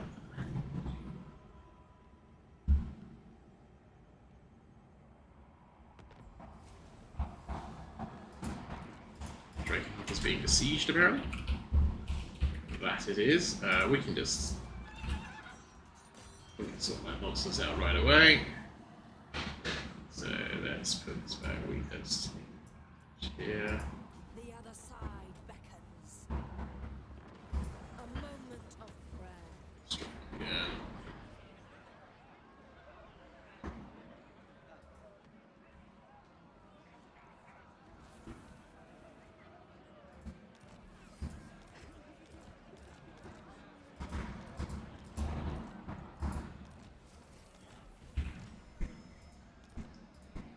Von Draken.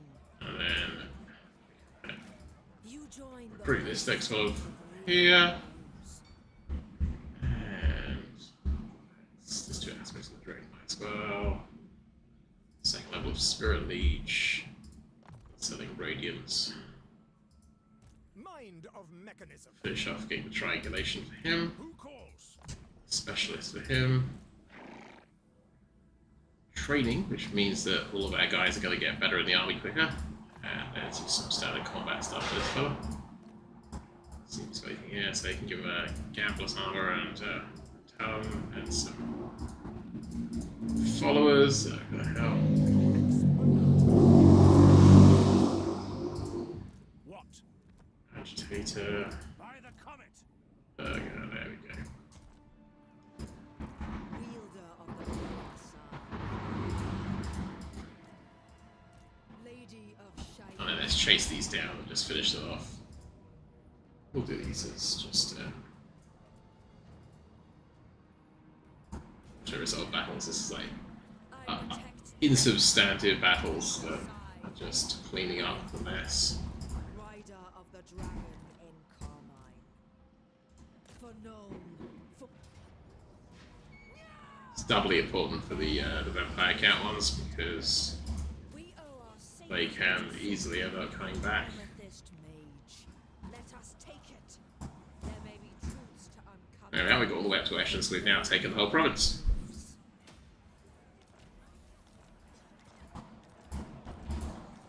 Lots of stuff coming in there. How we set there? And that lets us The strength of the empire. build up some more troops on Iraq. Join me for the pillars of the world. And we will take mercurial shots. Weaving weapon and magic is the So short. purifying flames, cleanse action. Flaming attacks, yeah, absolutely. So, You join the host. hold the line, which gives everyone a buff for not being scared when they're fighting alongside him, which is good. And then this guy here. In his Colonize Grunberg. I serve Sigmar. And what we're actually going to do is we're going to give that back to Altdorf for a bit, and then Altdorf will love us. Going to curry some favour with them.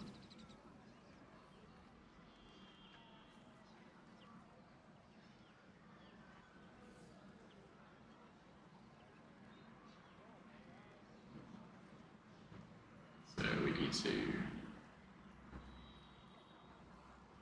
build a castle here.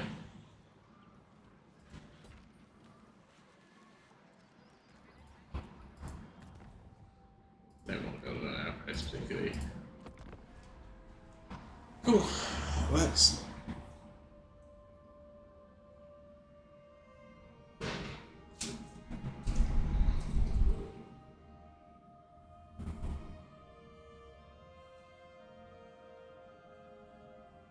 Go away.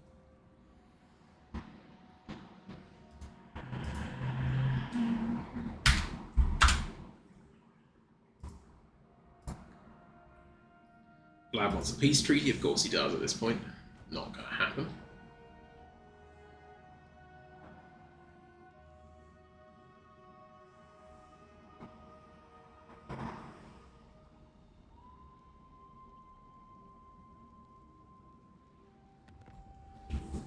Chaos will always be brought to order. Okay, we've got a quest mission. Go and fight some chaos stuff. We'll look at that in a bit. Let's sort out the vampire counts stuff first, eh? Amethyst Guardian. She's reasonably strong now. We are the strength of the Empire.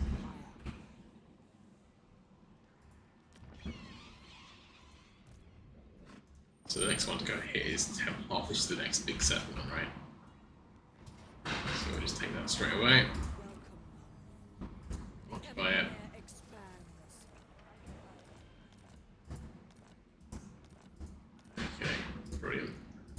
And the key thing is now we've got to level 16, which means that we have got the Carmine Dragon. So Elspeth has gone from being a fairly useless wizard who runs around the battlefield getting chased to an absolute monster who is going to cause some serious problems for them. Casualty replenishment rate plus 5. Yeah, so passive regeneration. She does get weakness to fire. We can live with that. I must keep my weakness for arcane trinkets in check. Operations, yeah, so take that. For our one more specialist in there, so he's a really good assassin now. And then just take the blade one there for him. I call upon your might. Just get some spearmen in there just to make those numbers up. Arch-Lector. Praise be to Sigmar. Let's go and sort Kemperbad out to get rid of the chaos corruption over here. We'll colonize that. Awaiting orders. In the meantime, actually, let's just go up here as well. So to get through to the next level here, we have to construct the following build. So make sure we build a artillery thing for 5 upgrades to here. Okay, yes, we've done 2. So let's upgrade this one. Okay, cool. And let's upgrade this one as well. So we've got Snipe for mortar units now and Stalk. So mortar units are now kind of invisible, which actually looks something quite cool. And then this Grunberg. If we were to go to Altdorf now, Franz. Many we could say do a defensive alliance with us, but also trade a settlement.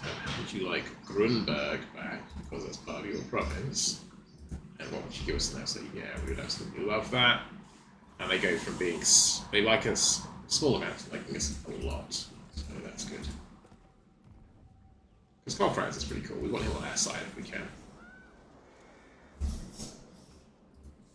protector of the weak. And Kemperbad is normally part of this one, which is Sigmar's will come in peace. Talentland.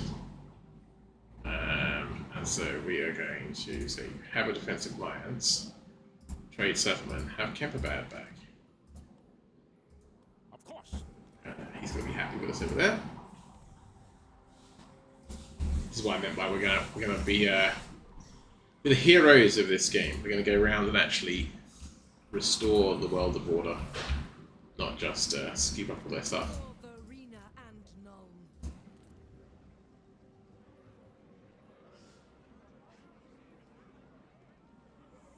Let's build a torchlight there. Let's upgrade some of these settlements. I don't want to put an outpost to the right just yet. So what we're keeping our eyes open for now, probably, is I suspect we're going to see maybe something from Wulfric soon. Depends on how he's been getting on. There's a few different things that could happen. Wulfric the Wanderer could turn up and start causing absolute mess in the north of the Empire. We might see the Dark Elves coming across. Okay, that's fine. So that's just Vlad and a couple of his troops coming back in and trying to take out this settlement here. They've done that, it's fine. Didn't really expect anything less. I have torn myself from my studies for this. Leoncoeur? Yeah, absolutely. We don't want to be aggressive with you. We like you. You and your fancy noble knights.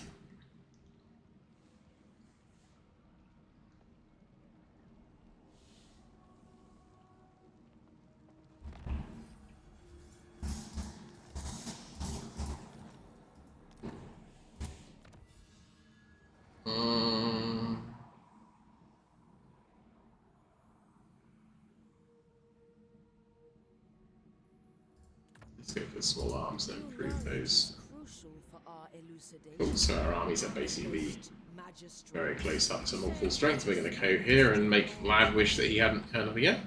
Look at our lovely dragon now. We'll fight as well.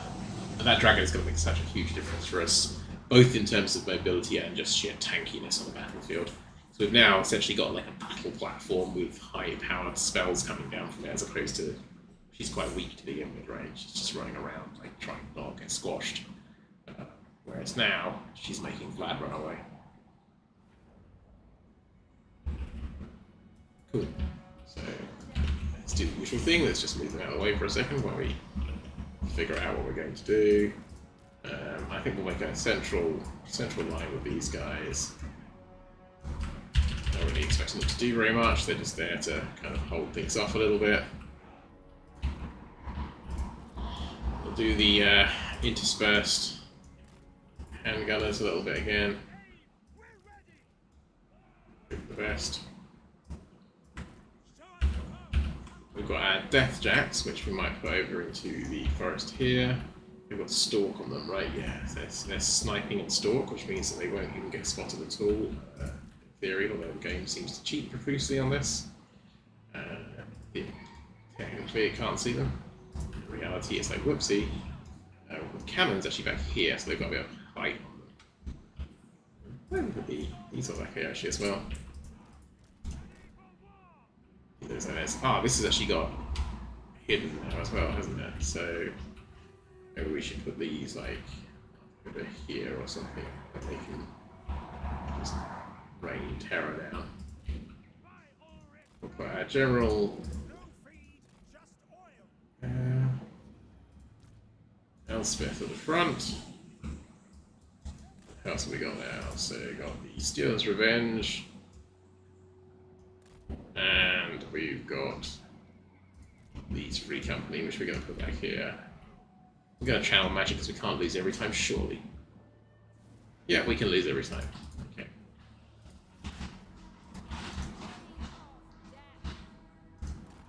The first thing we're going to do is we're going to go and breathe fire on Vlad. While we're breathing fire on Vlad, we're going to start rocketing stuff. Let's see if we can do some of the...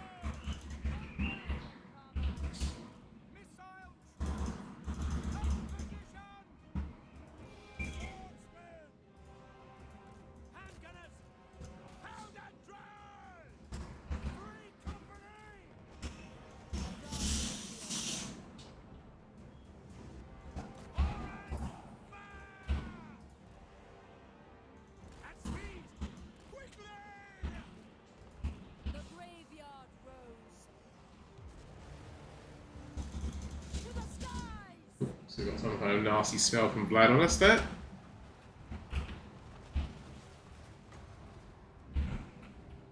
Let's do our own nasty spell over there, then.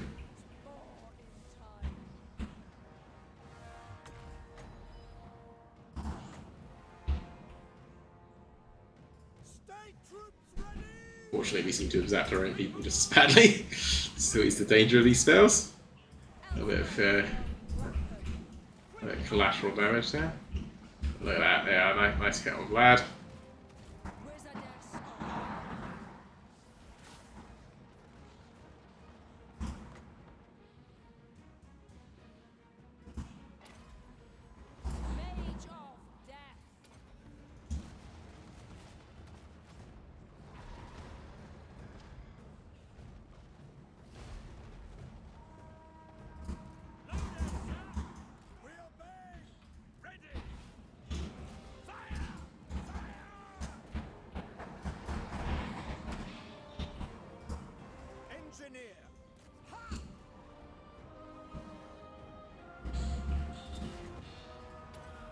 Reduce Vlad's armor. There we are, he's dead. And his army's going down.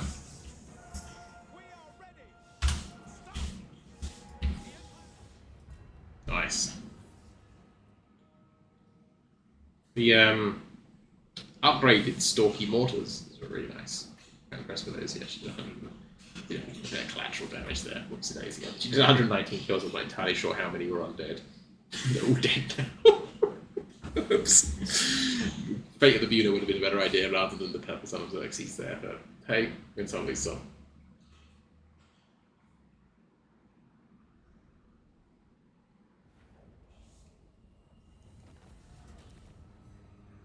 Let us take it.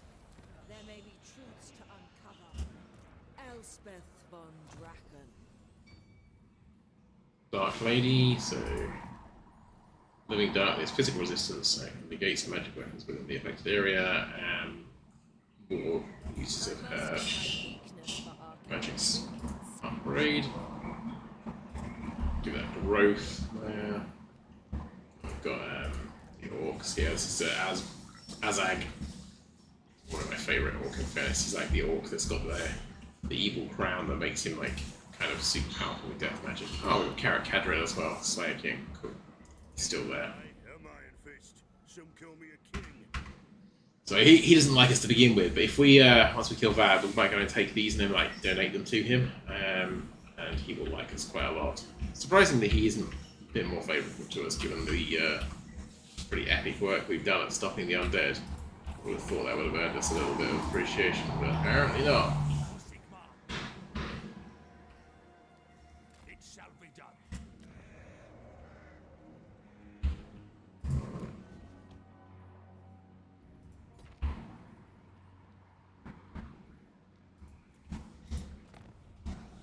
They want to construct the outposts. Building up for, yeah, we'll fix these ones. That's the damage because when Vlad came in, right?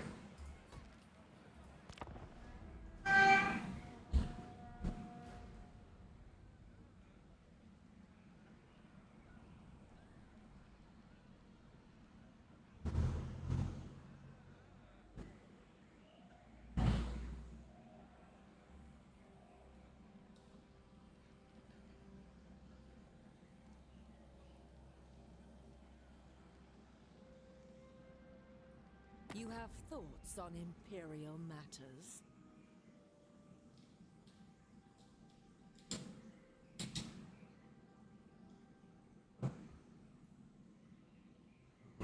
Trade agreements, yeah. So Carrot-Kins, the dwarves to the south, minor dwarf faction. We'll trade with them.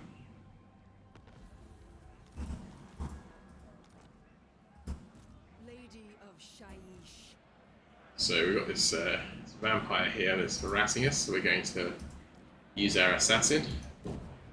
You are judged. Critical success. They're gone. They're dead. I trust no man. Show me the accused. Oh, I actually got some flags down there. So that's why we've got him. We'll push across the Temple Path. We just need to take these last two provinces here, and then that's the end of the vampires for all intents and purposes. We've got Verbad over here still, so I was hoping Well, these guys are going to pull their fingers out. It is good to see fellow sons of the Empire this day. Apparently they don't want to fight Sylvania, despite the fact that they are in a position where...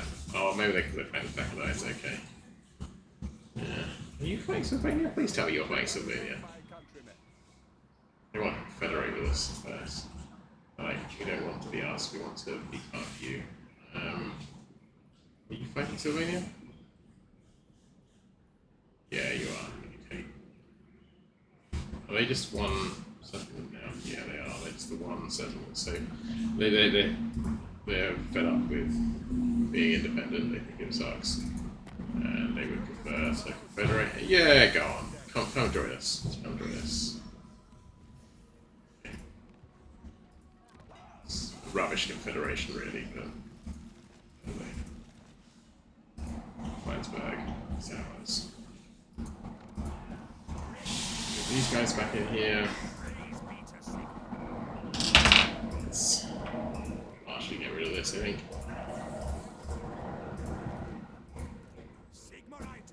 Get rid of this one with composition.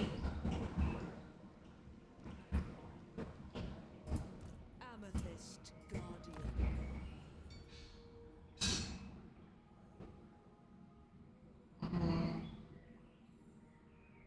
Missile resistance 5. Yeah, let's hit the missile resistance. Gradation.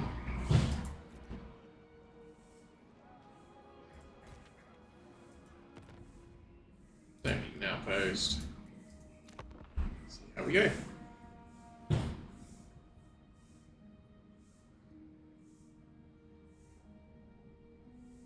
think it's time to call it and get some food after this. We convene at dusk.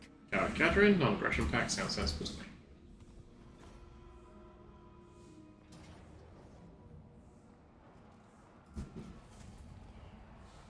Vlad smashing himself against this one place again. His final desperate attempts.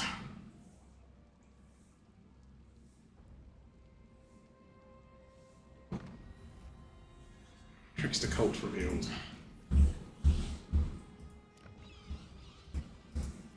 Yeah, get rid of that. Burn that nonsense down before it gets going. Magistrix. For Sigma and Verena. Take 4 Overstire.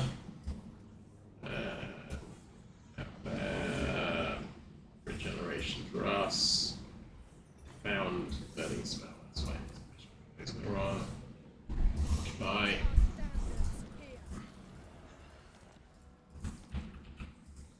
Amethyst Mage. The graveyard room. So let's just steal them now that Vlad's in. And then we can bring our guy across. Yeah. I can't assassinate just this. Why is that?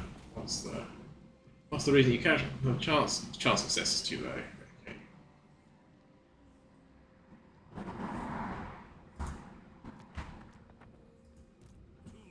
Oh, we'll bring him across this far anyway. Let's see what we can do. Elspeth, we will reduce the cost of all her spells. That sounds like a really good idea. And this guy, we will restock, which gives everyone ammo back. Champion of the faith. This fellow over here.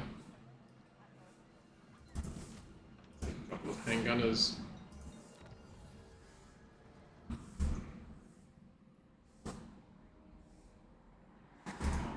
Missile damage for all the artillery units sounds good. We don't want to upgrade those just yet. We're just using them as a temporary stopgap while we upgrade the settlements. Yes, we'll take that. Yes, we'll take that.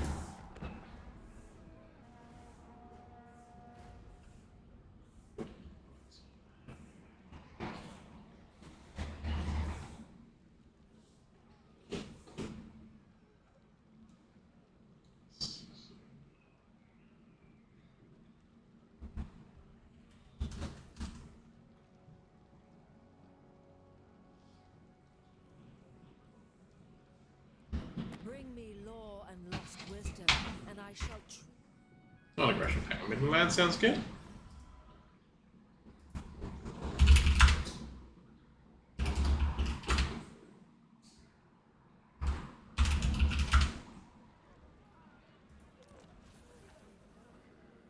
Crooked Moon.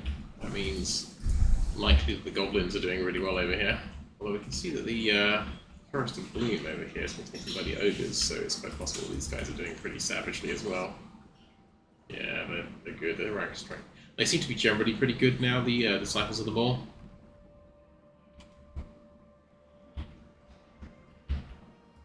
Strong faction. Of the dragon incarnate. Shaiish blows me thither. Let's go and take Nagling.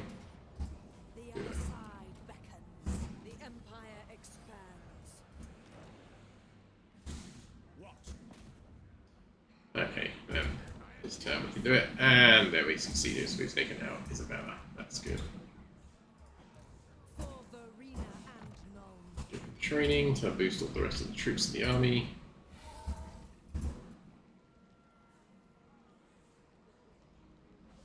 Jacob Core, Hoffman long rifles. Quite interesting to hear out. So I might dump these guys, take the Jaeger Core instead. I call upon your might. Same thing as always over here. Let's that will be good. So we'll take Mortar and some Empire Knights. Warrior of Sigmar. And we'll upgrade something in here as well.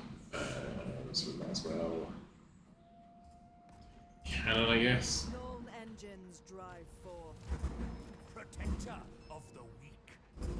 And then make him Route Marcher, just to give him a bit more flexibility in moving around, because he's really just there as sort of to defend these settlements. It's fine.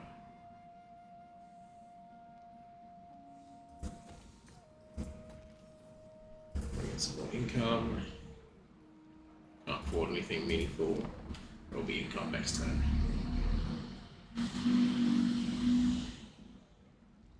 We've done a good job, and this is a solid destruction of the vampires, isn't it? I think we're close to a short victory, actually.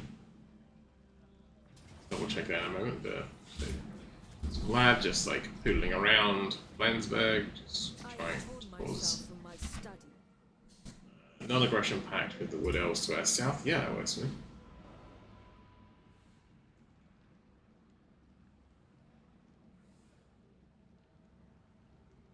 With the Empire, it's not a very expansionist game, right? So you're expansionist within the borders of the Empire, but you're more about trying to sort of build up that defensive alliance. Trickster Cult discovered. Amethyst Magistrix. Rid of that immediately. Put ourselves up here. Seek out the heretics.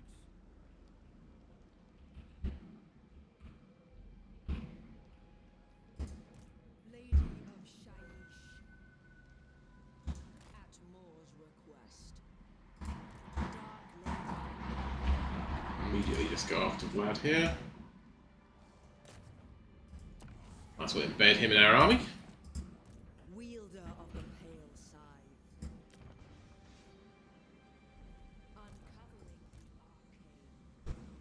arcane.